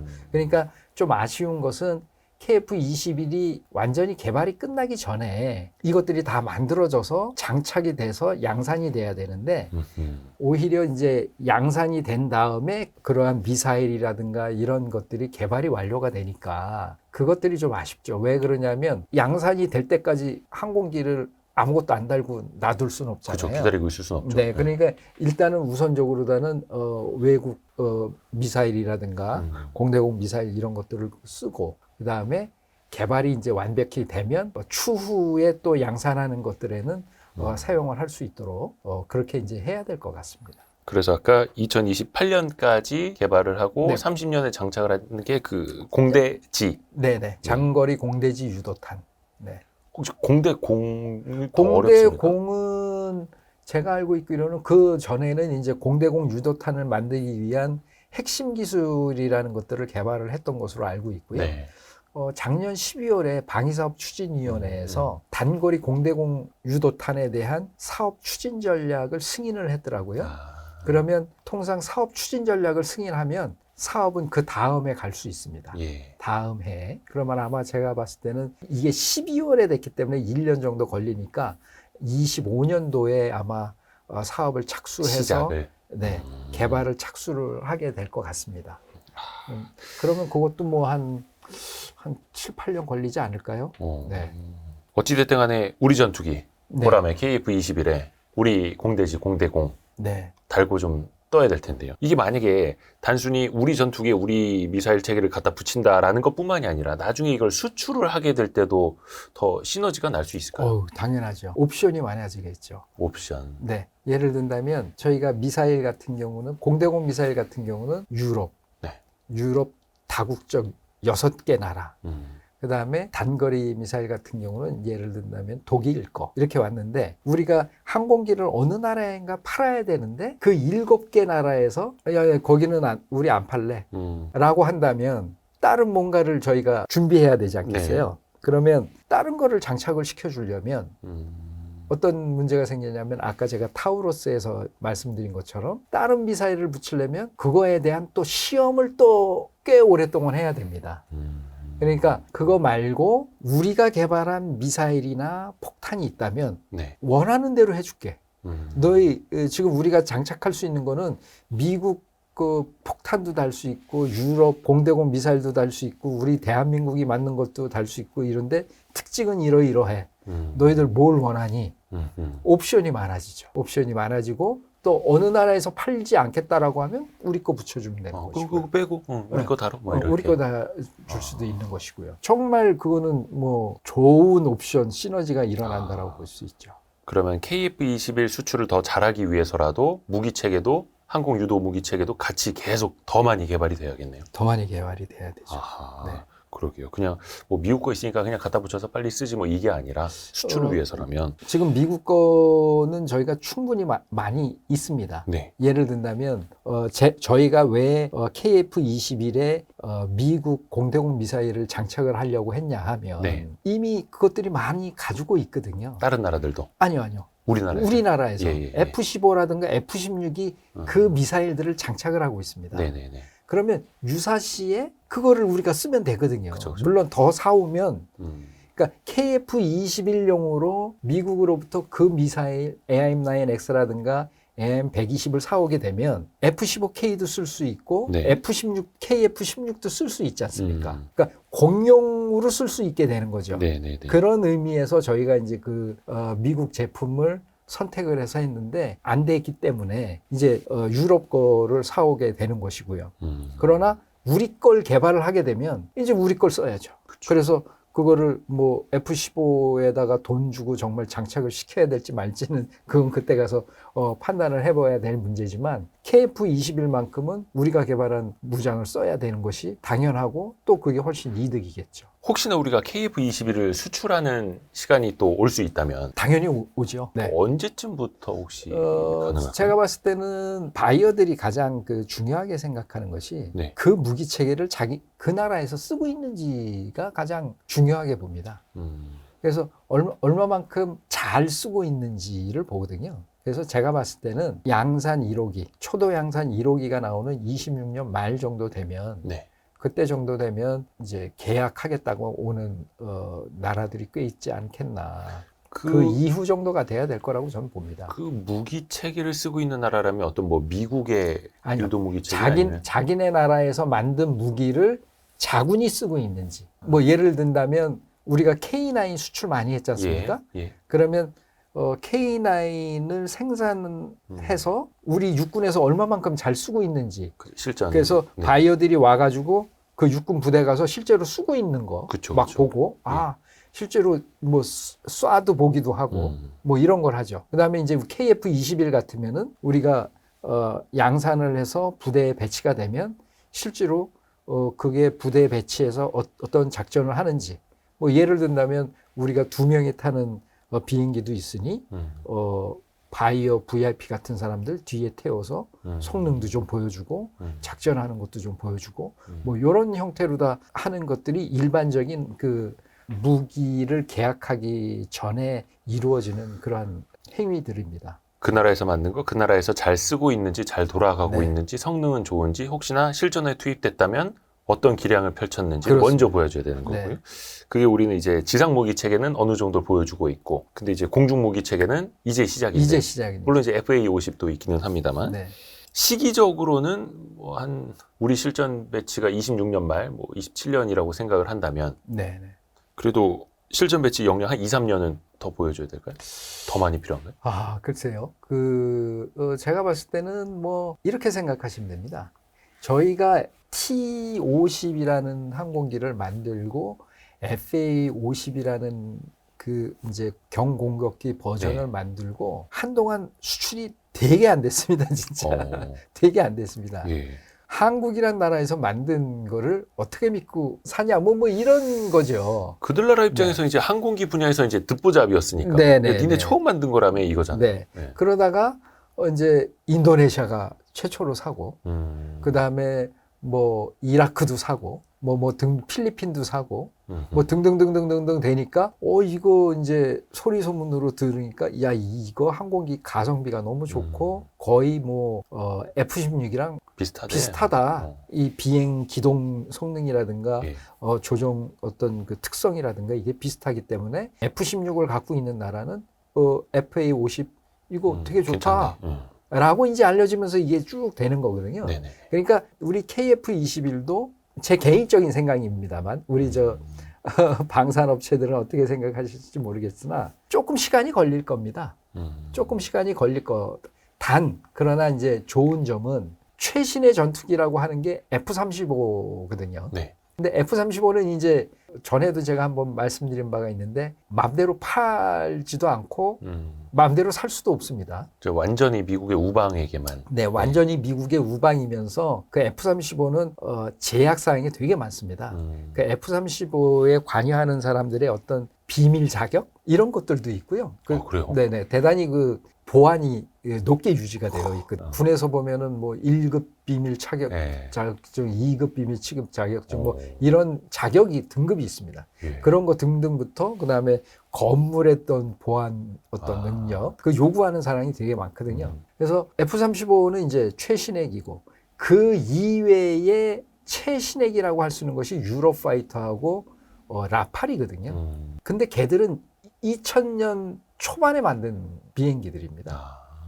그렇기 때문에 신의 비행기는 저희 KF-21이 세계에서 유일하다라고 저는 말씀드릴 수 있습니다. 가장 최신에 개발된 그런 항공기는 게다가 뭐 그 라팔이나 유로파이터보다는 훨씬 싸거든요.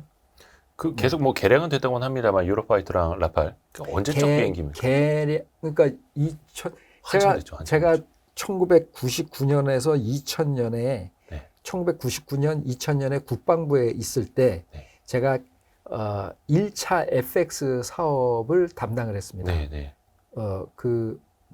그거를 뭐 이렇게 평가한 이런 것이 아니고 그런 거를 사겠다라고 공고도 하고 우리 요구사항은 이겁니다. 이런 작업을 담당을 했었는데 그때 들어온 항공기들입니다. 팔겠다고. 라팔이나 유로파이터가. 그게 2000년대 초반이요? 2000년. 2000년에. 그러니까요. 물론 라팔은 그때 라팔하고 유로파이터도 그때 개발이 완전히 끝나지는 않았던 상태긴 합니다만 어찌 됐든 간에 2000년 초반대에 있었던 항공기들입니다. 하지만 개량은 다 됐죠. 그러나 기본적인 틀에 대해서는 우리는 그래도 세미 스텔스의 어떤 틀을 갖고 그다음에 확장성을 이제부터 확장을 더 할 수 있는 그 능력을 갖고 있는데 걔들은 이제 거의 제가 봤을 때 꽉 찼을 거라고 봅니다.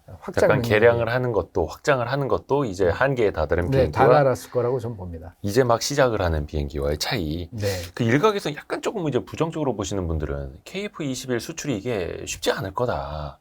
거의 써봐야 그냥 한국 공군 내수용 아니겠느냐 또 이렇게 보시는 분들도 없지 않아 있더라고요. 쉽지는 당연히 않겠죠. 몇백억짜리 그 항공기를 어떻게 쉽게 하겠습니까? 많은. 그러나 이제 저희가 봤을 때는 아까 말씀드린 것처럼 F-35 항공기는 이제 우리와 비교 대상이 아니다. 그거는 뭐 F-35를 살 수 있는 나라가 우리 KF-21을 사지는 않겠죠. 그렇지는 않을 거라고 저는 보고요. 그럼 F-35를 산다라는 거예요? 거의 동일한 조건이면? 동일한 조건이 아니고 니즈, 이 나라에서 전투기를 사야 되는 목적이 있을 거 아니겠습니까? 네. 그러면 주변국하고의 어떤 적대적인 관계로 봤을 때 우리는 반드시 F-35가 필요한 것일 수도 있겠죠.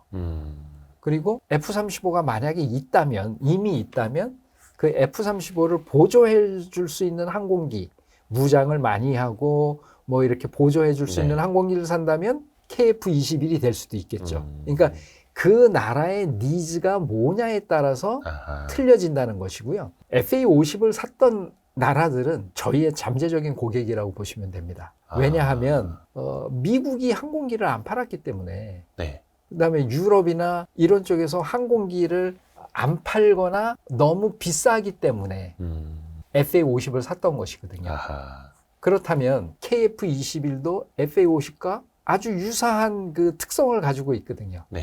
가성비가 좋고 유로파이터나 라팔보다 싸고 하지만 세미 스텔스 능력을 가지고 있고 그다음에 가장 세계에서 강력하다는 미티어라는 공대공 무장을 달 수 있고 장거리 공대지 유도탄도 달 수 있고 뭐 아주 좋은 조건을 갖고 있기 때문에 굳이 비싼 라팔 뭐 이거 살 이유가 없는 거죠. 게다가 조종 성능도 FA-50을 개발한 한국 항공이 만들었기 때문에 FA-50을 조종할 수 있으면 KF-21 거저먹기로 조종할 수 있습니다. 아, 그래요? 네. 동체도 훨씬 크지만 결국에는 뭐 이 조종사가 그 동체를 들고 다니는 게 아니고 이 조종 간의 어떤 특성, 그다음에 예를 든다면 뭐 어떤 심볼, 이렇게 레이더의 심볼이라든가 뭐 이런 것들. 바로 적응할 수 있는. 네, 바로 적응할 수 있도록 그렇게 되어 있어요. 네네. 그렇기 때문에 그게 왜 그러냐면 그 개발하기 전에 저희가 이거를 어떻게 개발했으면 좋을까 하고 우리 조종사들을 다 선발을 해서 각 기종별 조종사들을 선발을 해가지고 이걸 어떻게 했으면 좋을까 다 의견을 받아가지고 대단히 그 고객 친화적인 설계를 했다라고 볼 수 있거든요. 근데 우리나라 조종사들이 비행 훈련을 T-50, FA-50으로 다 조종 훈련을 받고 F-15를 타고 F-16을 타고 다 FA-50을 탔던 그런 조종사들이거든요. 그러니까 그 사람들의 어떤 선호하는 그런 형태로 됐기 때문에 F-16이나 FA-50을 탄 조종사들은 쉽게 적응을 할 수 있습니다. 눈에 있고 바로 손에 있고. 네네. 그래요. 그래서 FA-50도 뭐 아시아 국가들, 뭐 폴란드도 이제 사갔으니 잠재적인 우리의 고객군이 된다. 저는 그렇게 봅니다. 네. 가성비라든지 KF-21이 좀 해외에서 보는 인식 이런 거는 좀 괜찮을까요? 성능 대비가 이것도 물론 이제 아까 니즈에 따라서 그 나라의 특성에 따라서 다 다를 거라고는 이야기하셨습니다. 어떤 절대적인 이거 뭐 우리나라 뭐 도표 만들어 놓는 거 있지 않습니까? 이 등급은 어디일 거야? 아마 이런 것처럼요. 가성비로 보신다면 당연히 가성비는 좋고요. 왜냐하면 일단은 뭐 KF-21 단가가 올라갑니다 하지만 올라가도 라팔이나 유로파이터처럼 올라가지는 않을 겁니다. 걔네는 너무 비싼가요? 지금은 얼마나 내려갔는지 모르겠지만 2014년에 제가 2013년이군요.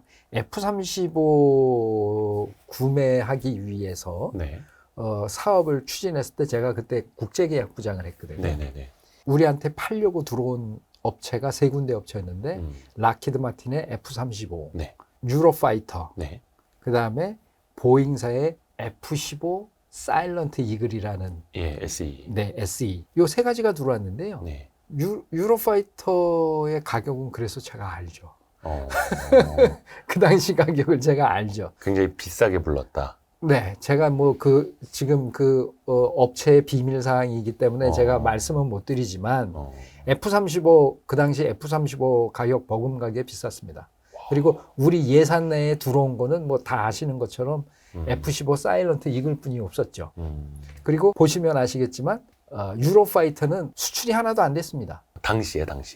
지금도요. 아, 그래요? 지금은 그 유로파이터를 개발한 나라가 저것도 공동 개발이죠. 네, 5개국인가요? 네. 영국, 이탈리아, 스페인, 독일 4개국인가 5개국인가 제가 지금 네, 좀 헷갈리는데 그 나라들만 사갖고 있는 거예요. 자기네들끼리만 쓰고 네. 있는 거예요? 정말 유로파이터네요. 네, 그걸 수출을 하려고 여러 번 노력했는데 안 됐고요. 최근에는 이제 그렇게 비싸게 부르니까 라팔이 이제 조금 팔았죠. 라팔은 이제 프랑스. 네, 라팔. 프랑스 라팔이 뭐 인도네시아에다가 판다거나 그다음에 중동 쪽에 좀 팔았죠. 그러니까 그 정도로 유로파이터도 그렇고 라팔도 그렇고 수출이 쉽지는 않은데 네. KF-21도 그걸 이제 뚫어내야 되는 거잖아요. 뚫어내야죠. 수출 시장을. 네. 그래서 이제 그거는 저희가 재작년에 그 방산 수출에 대한 어떤 경험을 해봤기 때문에 예를 든다면 미국이나 유럽 쪽은 업체가 주도적으로 합니다. 수출 이런 것들을. 네네네. 물론 이제 미국은 좀 규모가 큰 거를 이렇게 수출하거나 팔 때는 약간의 뭐 좀 푸시도 하긴 한다라고 들었습니다만. 국가적으로? 네, 정부에서. 그러나 그렇게 하지는 않습니다. 원칙적으로다는. 근데 이제 저희도 뭐 우리나라에서 적극적으로 그걸 푸시를 한다 이것보다는 방위사업청하고 그 다음에 업체, 코트라 뭐 이렇게 다 모여가지고 하나의 팀을 해서 이거를 어떻게 하는 것이 좋은 방향인지 이런 것들을 재작년 하면서 활성화가 돼 있기 때문에 잘 할 거라고 저는 봅니다. 가성비도 높은 전투기고 또 우리는 최근에도 지상무기 체계도 수출도 네네. 잇따라 해봤고 좀 호기심 천국 같은 질문이긴 네네. 한데요. 우리나라 그 FA-50 이런 거 수출하는 장면 보니까 네. 동체를 또 다 분리를 해서 현지에 가서 네네. 조립을 하더라고요. 그리고 아까 뭐 조기 경보기 같은 거 우리나라에 들여올 때도 이거는 그냥 비행해서 온 거였나요? 그거는 비행해서. 그리고 안에는 이제 실내는 또 우리나라에 들어와서 조립을 하고. 네. 그게 어떤 차이입니까? 이 비행기니까 당연히 날아갈 수 있는데 이걸 왜 굳이 뜯어서 다 만들어 놓고 뜯어서 수출하고 다시 거기 가서 조립하고. 네. 그냥 타고 가면 안 됩니까? 타고 갈 수도 있는데요. 예. 타고 가려면은 이제 FA-50 같은 경우는 연료가 적기 때문에 며칠씩 걸릴 거고요. 작은 동체라서. 네네. 그다음에 이제 지금 현재 그 폴란드에 가 있는 FA-50은 공중급유가 안 되는 항공기입니다. 그래요? 네. 공중급유가 안 되는 항공기이기 때문에 나중에 가는 녀석들, 지금 요번에 간 거는 FA-50GF, 뭐 네. 게필러라고 그러는 거고요. 다시 2차로 인도할 거는 FA-50PL, 폴란드 뭐 이렇게 돼 있어서 조금 틀립니다. 조금 틀린데 맞춤형은 제가 알고 있기로는 공중급유 능력을 갖추는 걸로 알고 있는데 그 옵션이 다른 네, 거네요. 지금 틀린 거는 이제 공중급유 안 되고요. 그러나 공중급유 능력을 할 수 있다 하더라도 네. 한 번에 못 가죠. 너무 멀어서. 너무 머니까. 그러면 공중급유기도 여러 대가 가서 그걸 가야 되니까 결국엔 가려면 우리나라가 그 블랙 이글스라고 그 에어쇼 팀 있지 않습니까? 예. 블랙 이글스가 싱가포르 에어쇼라든가 이런 데를 갈 때는 네. 한 3번에 걸쳐서 가든가요. 중간에 대만에 가서 내려서 연료 받고 다시 뭐 필리핀 가서 연료 받고 뭐 이런 식으로 이제 이렇게 점프하듯이 가게 됩니다. 그렇게 되면 그 나라의 허가를 다 받아야 되고요. 이게 민간 항공기가 아니고 그쵸. 전투기이기 때문에 자기네 나라 영공을 지나가는 걸 또 싫어하는 나라도 있고요. 뭐 그렇습니다. 복잡하네요. 복잡합니다. 그렇기 때문에 차라리 그 생선 3토막을 나눠서 전방동체, 중앙동체, 후방동체 이렇게 세로 원래 개발할 때도 그렇게 하거든요. 나눠가지고 싸서 갔다가 조립하는 그런 형태로 다 가는 것이 또 할 수 있습니다. 예전에 F-35 우리나라 들어올 때인가 보니까 미국 그 비행사들이 몰고 오더라고요. 왔습니다. 왜 몰고 올 수 있냐면 그거는 이제 공중급유가 되고 걔들도 한 번에 온 게 아니고 괌에서 한번 멈췄다가 그렇게 해서 왔습니다. 왜 그러냐면 그 아까 말씀드렸지 않습니까? F-35는 상당히 그 보안에 그 중요하기 때문에 자기네 기지 있는 데에서 멈췄다가 옵니다. 제3국에는 들르지 아니요. 않고. 네네. 괌인가에서 멈췄다가 공중급유 받으면서 또 다시 우리나라로 온 걸로 제가 알고 있습니다. 아무튼 나중에 KF-21도 그런 식으로 하여튼 많이 좀 수출이 됐으면 하는 바람입니다. 저희가 그 매년 알래스카에 가서 다국적 국들하고 훈련하는 게 있습니다. 그게 이제 때로는 F-15가 갈 때도 있고 때로는 F-16이 갈 때도 있는데 KF-16이 갈 때도 있는데 저희가 공중급유기가 없었을 때는 미국으로부터 공중급유를 받아서 돈을 주고 기름값 내고요? 네, 기름값 내고 공중급유를 받아서 다이렉트로 갑니다. 근데 요즘은 네, 요즘은 그냥 저희 공중급유기로 다 해가지고 갑니다. 그러니까 그런 전력이 있고 없고의 차이가 대단한 차이입니다. 그러네요. 우리나라가 공중급유기 도입한 게 오래되지는 않았더라고요. 한 5년 됐을 것 같습니다. 네. 이거 수출 이야기도 재밌습니다. 근데 나중에 이게 또 우리나라에서 돈을 또 벌어와야 되는 산업이기 때문에 단장님이 예전에 현역 때 타셨던 F5 네네. 그 이야기를 잠깐 앞부분에 했는데 최근에 좀 뉴스가 나왔더라고요. F4 팬텀이 마지막 19대 남아있는데 네. 올해 그러니까 2024년 상반기쯤에 완전히 퇴역한다. 그리고 F5는 2025년에서 2030년까지 이게 기종은 더 연장해서 운용을 한다라는 기사가 나왔던데요. 근데 이게 말이 F4지 1960년대에 도입된 기종이라 하더라고요. 1960년대에 도입된 것도 있고요. 70년대에 도입된 것도 있고 그렇습니다. 아니 근데 어떻게 60년 가까이 전투기를 탑니까? 이게 차도 한 20년 타면 못 쓰지 않습니까? 이제 전투기 60년을 타죠. 전투기의 생명은 기골입니다. 기골. 기골이요? 기골이라는 것은 뭐냐면은 우리 사람으로 치면 갈비뼈, 등뼈 이런 것들을 기골이라고 하는데요. 네. 기체의 뼈대. 기체의 뼈대거든요. 예. 그래서 기체의 뼈대는 이제 이렇게 선에 같은 것들을 많이 하게 되면 뭐 우리 탑건 매버릭 보면은 막 쥐 많이 걸면 사람이 막 일그러지고 네, 일그러지는데 네. 이 항공기 역시 그 중력을 받거든요. 그러면 이제 그런 것들이 금이 가기 시작하거든요. 그러면 그걸 보강을 합니다. 그래서 보강을요?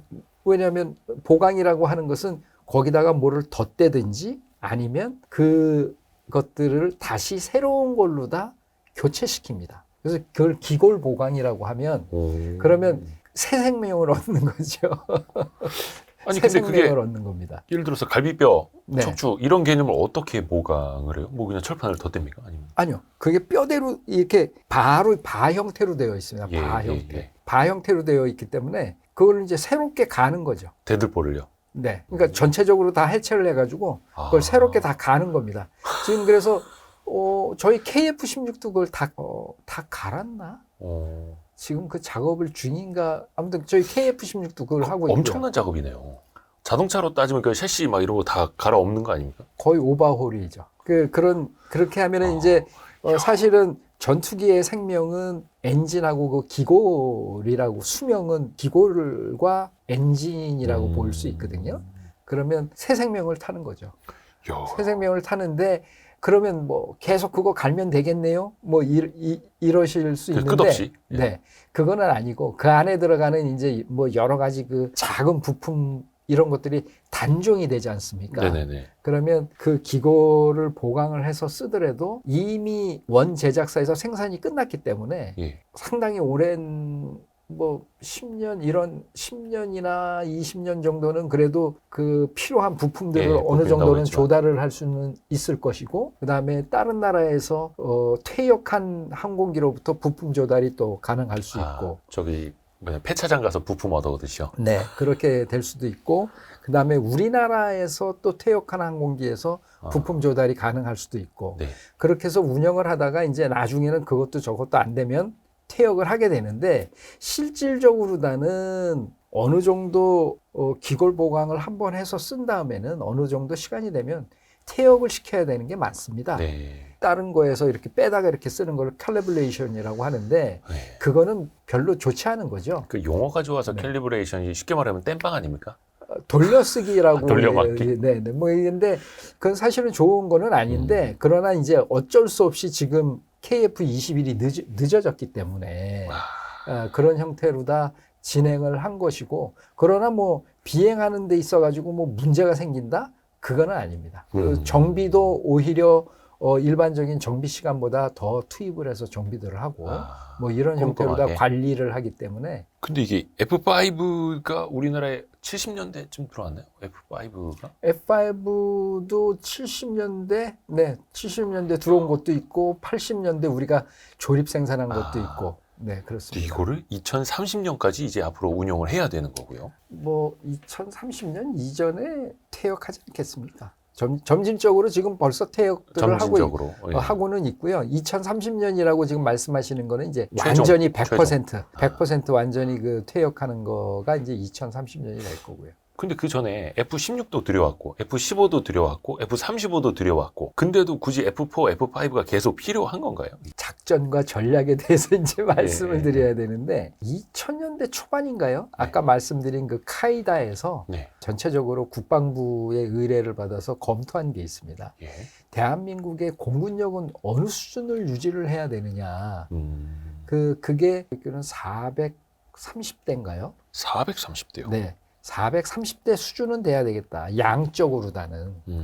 그 다음에 질적으로다는 뭐 하이급은 뭐 몇 대, 뭐 미디움급은 몇 대, 뭐 로우급은 몇 대, 뭐 이런 게 있습니다. 그런 결과를 만들어서 지금 하이급은 이제 F-35하고 F-15K를 하이급이라고 얘기를 하고 원래는 옛날에는 KF-16도 하이급으로 했으나 지금 이제 미디움급 정도로 돼 있고 로우급은 FA-50, 그 다음에 F5거든요. 그게 430대를 유지를, 그러한 믹스된 전력이 430대를 유지해야 된다라는 게 공군의 목표였고요. 그 430대라는 것은 그럼 어떻게 나왔느냐. 전쟁이 빵 터지면 저희가 이미 북한에 어디를 공격해야 되겠다라는, 폭탄으로 떨어뜨려야 되겠다라는 표적이 이미 다 있습니다. 아, 그래요? 그럼요. 전쟁이 나면은 어디 가서 먼저 뭐 공격을 해야 되겠다는 표적이 이미 다 설정이 다 돼 있습니다. 그리고 뭐 공대공으로 할 때는 몇 대 몇, 뭐 F-15K는 공중전을 했을 때 북한이 가진 항공기와 몇 대를 우리가 담당할 수 있겠다. 뭐 이런 것들을 계산을 한 게 이제 430대인 겁니다. 그래서 그 대수는 최소한으로 우리가 유지해야 된다. 그래서 어떻게 해서든지 그 대수를 유지하게 하면서 유지를 하는 것이죠. 근데 북한은 거의 공군 전력이 되게 형편없다고 들었거든요. 옛날 뭐 미국이나 조금 있고 돈 없어서 전투기 많이 띄우지도 못하고, 거기서도 이렇게 압도적인 전력이 많이 필요한 건가요? 그냥 제 개인적인 생각에는 북한의 공군력은 형편없습니다. 하지만 이제 저희가 형편은 없더라도 걔들이 와서 우리나라 상공을 들어와서 폭탄을 퍼볼 수는 있지 않습니까? 그러니까 그렇죠. 초전에 걔들을 다 좀 험악한 말로는 작사를 내야 되고요. 초전에. 그거를 이제 저희는 공중우세, 공중확보라고, 공중우세 확보라고 얘기를 하는데, 공중을 완전히 클리어 시킨 다음에 우리가 폭탄을 갖고 들어가서 주요 그 표적들을 때리는 거죠.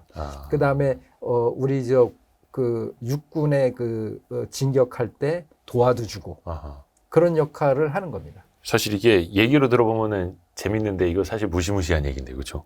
그러면 일어나서는 안 되는 일이고. 일어나서는 절대 안 되는 일이죠. 전투기를 60년 동안 타는 방법에 대해서 좀 여쭤봤는데, 진짜 그 정비가 그래서 무엇보다 중요한 거잖아요. 아까 그 기골이라든지 뭐 이런 걸 보강한 거 외에도 평소에도 말이죠. 요즘 그래서 단장님이 좀 새로운 도전을 하고 계시다고. 네네. 제가 지금 이제 사실은 이제 저는 그 공직 생활을 했기 때문에 제가 재작년 6월에 퇴직을 해서, 저는 이런 관련 있는 업체는 취업을 할 수 없습니다. 3년 동안은.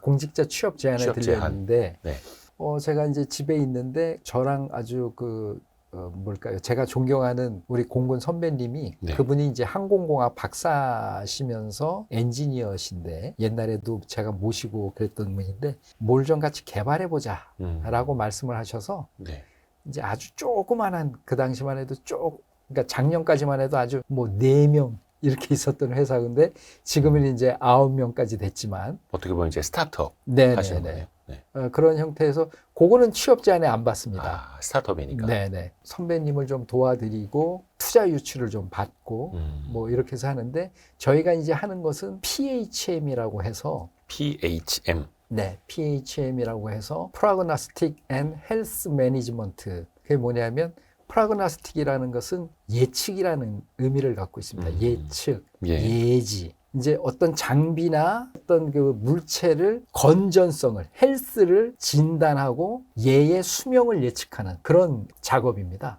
그러니까 어떤 전투기가 고장나기 전에 네네. 결함 부위를 예측을 하고 수명을 예측하면서 관리하는 거예요. 네. 그래서 이제 저희가 지금 개발하는 것은 조금 전에 말씀하신 것처럼 전투기에 대한 거를 개발을 하고 있는데 전투기를 비행한 그 결과를 계속 추적을 해가지고 얘가 어디가 고장이 날 것 같다. 그것도 언제쯤에. 이거를 예측해서 뭐 예를 들어서 얘가 지금 성능이 이렇게 저하되고 있는 걸 보니 얘 한 달 후면은 고장이 날 것 같은데 그러면 계속 타다가 10일 전에 수리하지 뭐 이렇게 되는 겁니다. 근데 이제 과거에는 항공기 정비 이런 것들을 어떻게 했냐면 세 가지 형태의 정비를 했습니다. 하나는 결함이 나면 수정하는 정비. 고장 나면 이제 그때 고치는 거. 고장 나면 하는 정비. 두 번째는 예방 정비. 뭐 예방 정비라고 하면 우리 뭐 저기 항공기가 뭐 고장이 났다, 비상 불시착했다 하면은 따라서 공군이 뭐 비행을 스톱하고 그걸 다 점검하기로 했습니다. 그 같은 기종 싹 다. 싹 다. 그게 예방 정비거든요.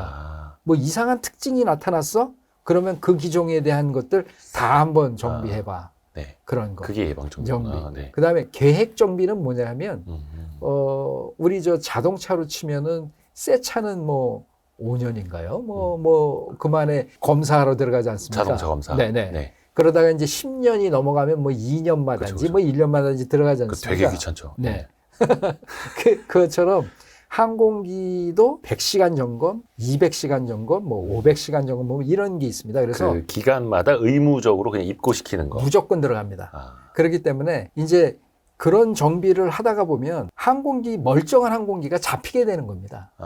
그래서 전에 신문에 나온 걸 제가 보고 야, 이거를 좀 잘 좀 설명해 주지 왜 이런 걸 설명을 안 해주나 모르겠다라고 했던 게 아까 말씀드린 공중조기경보통제기가 우리가 4대가 있는데 한 대 가동되는 게 뭐 2대뿐이 없었다. 뭐 이런 게 신문에 나오거든요. 그게 뭐냐면 하나는 계획 정비 들어간 겁니다.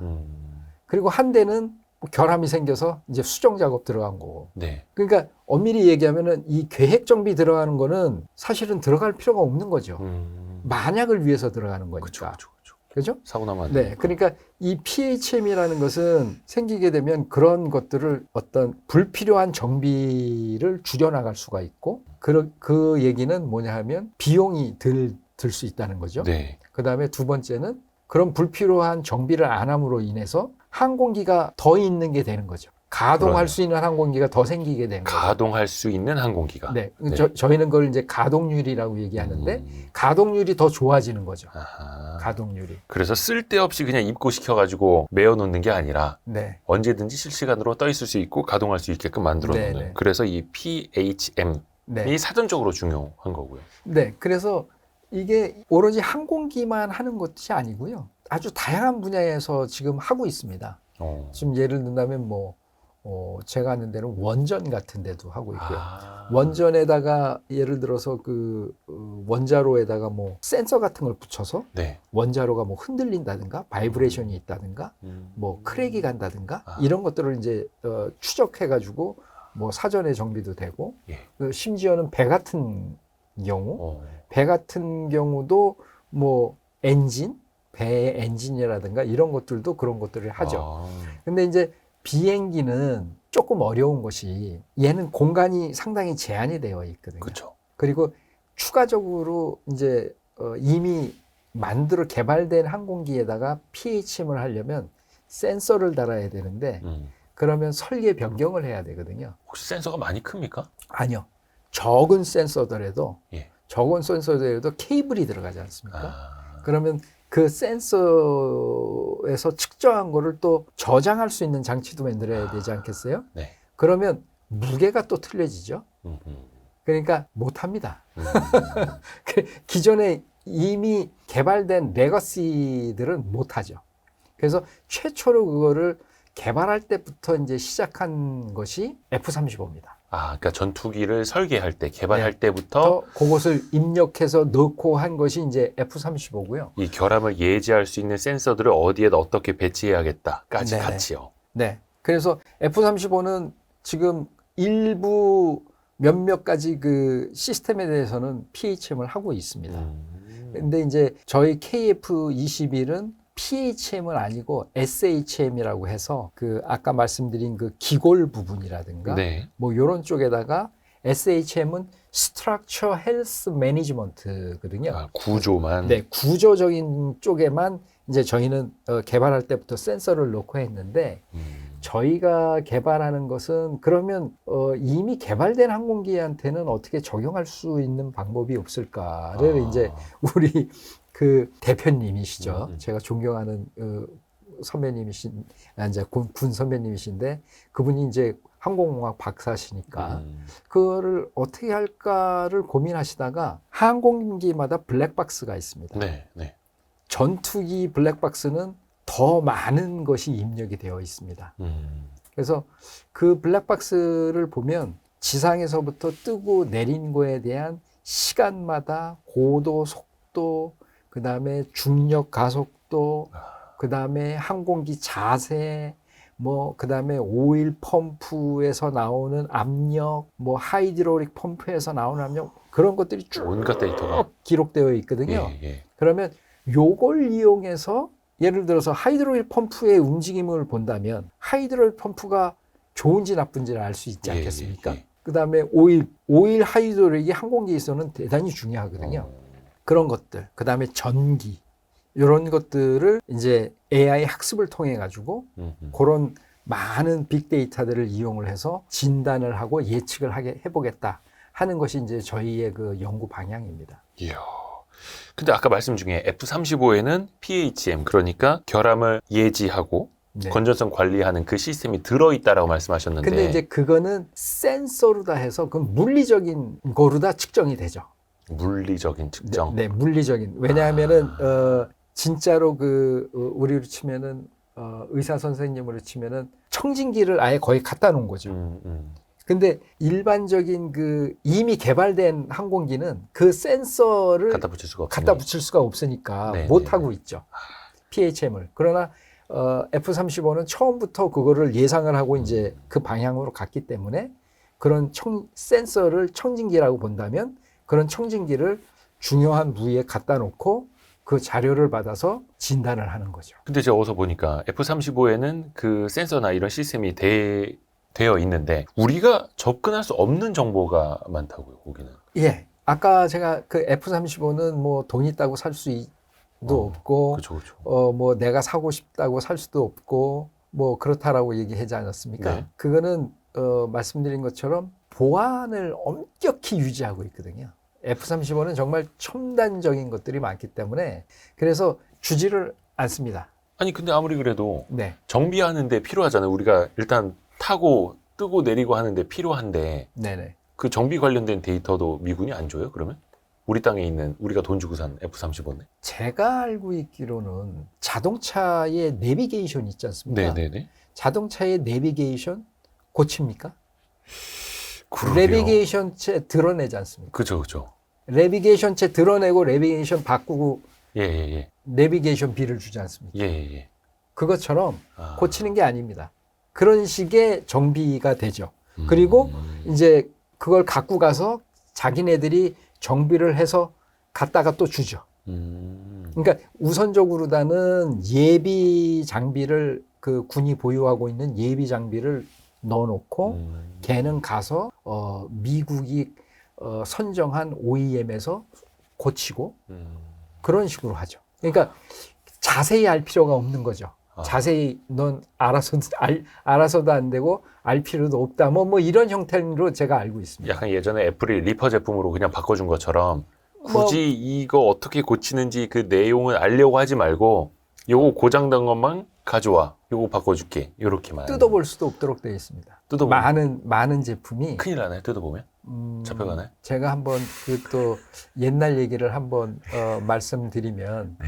뭐 그것 때문에 우리 제도가 발전된 것도 있는데, 뭐냐 하면 F-15에 이렇게 배 동체 밑에다가 달고 다니면서 표적을 탐지하고 표적 좌표를 읽는 그런 장비가 있습니다. 그게 이제 스나이퍼라는 장비입니다. 스나이퍼. 네. 그 스나이퍼라는 장비는 쭉 날아가면서 표적을 식별하고 표적 좌표를 얻어서 폭탄을 떨어뜨리면, 이 레이저 유도 폭탄을 떨어뜨리면 레이저를 쏴가지고 거기에 떨어뜨리는 장비입니다. 그 스나이퍼라는 장비가 있는데 그 버전 이전에 타이거 아이라는 장비가 있었습니다. 처음에 저희가 타이거 아이라는 장비를 사왔거든요. 근데 그게 이제 결함이 생겼어요. 그래가지고 우리 공군에서 어디가 결함이 생겼지 뜯어봤습니다. 뜯어봤다가 다시 잘 이쁘게 하고 메꿔놓고 이제 미국에 보냈죠. 그게 락히드 마틴에서 만드는 건데 그 타이거 아이라는 장비를 락히드 마틴에서 미 정부에 보고를 했습니다. 한국 공군이 뜯어본 것 같다. 약간 그거 아닙니까? 애플도 예전에 아이폰 미리 뜯어보면 AS 안 해주는 것처럼. 그래서 근데 그것도 정부에다 보고한 거예요. 걔들은 법이 그렇게 돼 있기. 걔들은 법이 그렇게 돼 있기 때문에 그거를 보고를 안 하면은 그 업체가 그러면 페널티를 받게 돼 있습니다. 그럼 결과적으로 일러바친 거예요. 그랬죠. 그래가지고 미 정부에서 한 그 평가단이 여러 명이 와가지고 차관급을 단장으로 해서 여러 명이 와서 항의하고 그 다음에 둘러보고 자기네 군사 기밀을 왜 알려고 했느냐. 왜 알려고 했느냐가 아니고 알았겠지라고 생각하는 거죠. 뭐 그렇게 해서 둘러보고 가서 결국에는 이제 우리도 그와 관련된 조직을 만들었죠. 방위사업청이 그와 관련된 기술보호국이라는 방산기술보호국이라는 조직이 만들어졌습니다. 그 계기로 너희 기술도 우리가 보호해주고 우리 기술 나가는 것도 우리가 막아야 되겠다. 보호해야 되겠다 해가지고 그 기술보호국이라는 것이 생겨진 배경이 그겁니다. 그것처럼 어떤 제품에 대해서는 뜯어봐서도 안 되는 그대로 반납하는. 근데 그것은 이제 이 얘기를 들으면은 이제 혹시 뭐 시청자분들께서 야 미국 나쁜 놈들 이렇게 생각하실 수도 있지만 이제 우리 입장에서 대보시면 그건 당연한 거죠. 그러네요. 지적재산권이 이거 걸려 있는 것이고 함부로 뜯어봐가지고 베끼면 중국 이런 말 해도 되나요? 뭐 저희는 다 가능합니다. 중국처럼 마구잡이를 뜯어봐서 베끼고 그러면 안 되는 거죠. 그리고 이런 것들은 대부분의 첨단 기술이기 때문에 그런 것들이 만약에 뜯어보고 이렇게 된다 그러면 나중에 여기는 신뢰가 떨어지기 그렇죠. 신뢰가 떨어지기 때문에 그런 주요 첨단 장비는 안 파는 게 되죠. 나중에 니 자꾸 저기 사고 광고 뜯어보잖아. 베끼려고 하잖아. 너네한테는 안 팔아. 그렇게 되는 거죠. 요주의 국가가 되는 겁니다. 요주의 국가. 이거는 또 나중에 우리가 뭐 현재도 방산 이 무기체계 수출국가 된 시점에서 보면 또 우리도 이제 신경이 쓰이는 국면인 거고. 그러면 우리는 이제 우리 것도 우리가 보호를 해야 되는 겁니다. 아까 그 뭐 PAHM 요거 결함 예지 및 건전성 관리 요거에 대해서도 잠깐 이야기를 해주셨는데 요게 전투기에는 아직 시행이 뭐 F-35 빼고는 거의 이제 없는 거고. 헬기는 뭐 간단하게 돼 있는 것도 있습니다. 왜냐하면 헬기는 좀 공간이 있으니까. 그래요? 네, 헬기는 공간이 있으니까. 근데 이제 헬기의 가장 중요한 부위는 이 로타거든요. 모터 같은 거. 날개에 돌아가는 이 헬리콥터 이 로타라고 하죠. 로터라고 하죠. 로터인데 여기가 이제 엔진은 이렇게 도는데 거기에 축을 만들어서 이렇게 돌게 만드는 거지 않습니까? 우리 자동차 기아박스처럼. 이 기아박스가 대단히 중요합니다. 그래서 그거를 유지를 하고 몇 가지를 더 하는 그런 것들은 우리 수리원에 있습니다. 근데 우리가 개발한 건 아니고요. 그것도 미국에서 이제 온 제품이고요. 그런 것도 좀 국산화할 필요가 있는 거고. 그래야죠. 오늘 장시간 또 이야기를 많이 해주셨는데요. 정광선 전 방위사업청 사업단장님. 그동안에는 현역에 계시면서 이제 방사청 사업 많이 하셨으니까 이제 또 지금 하시는 사업도 또 잘 되시길 바라겠습니다. 오늘 장시간 긴 이야기 해주셔서 고맙습니다. 불러주셔서 감사합니다. 고맙습니다. 고맙습니다, 선생님. 감사합니다.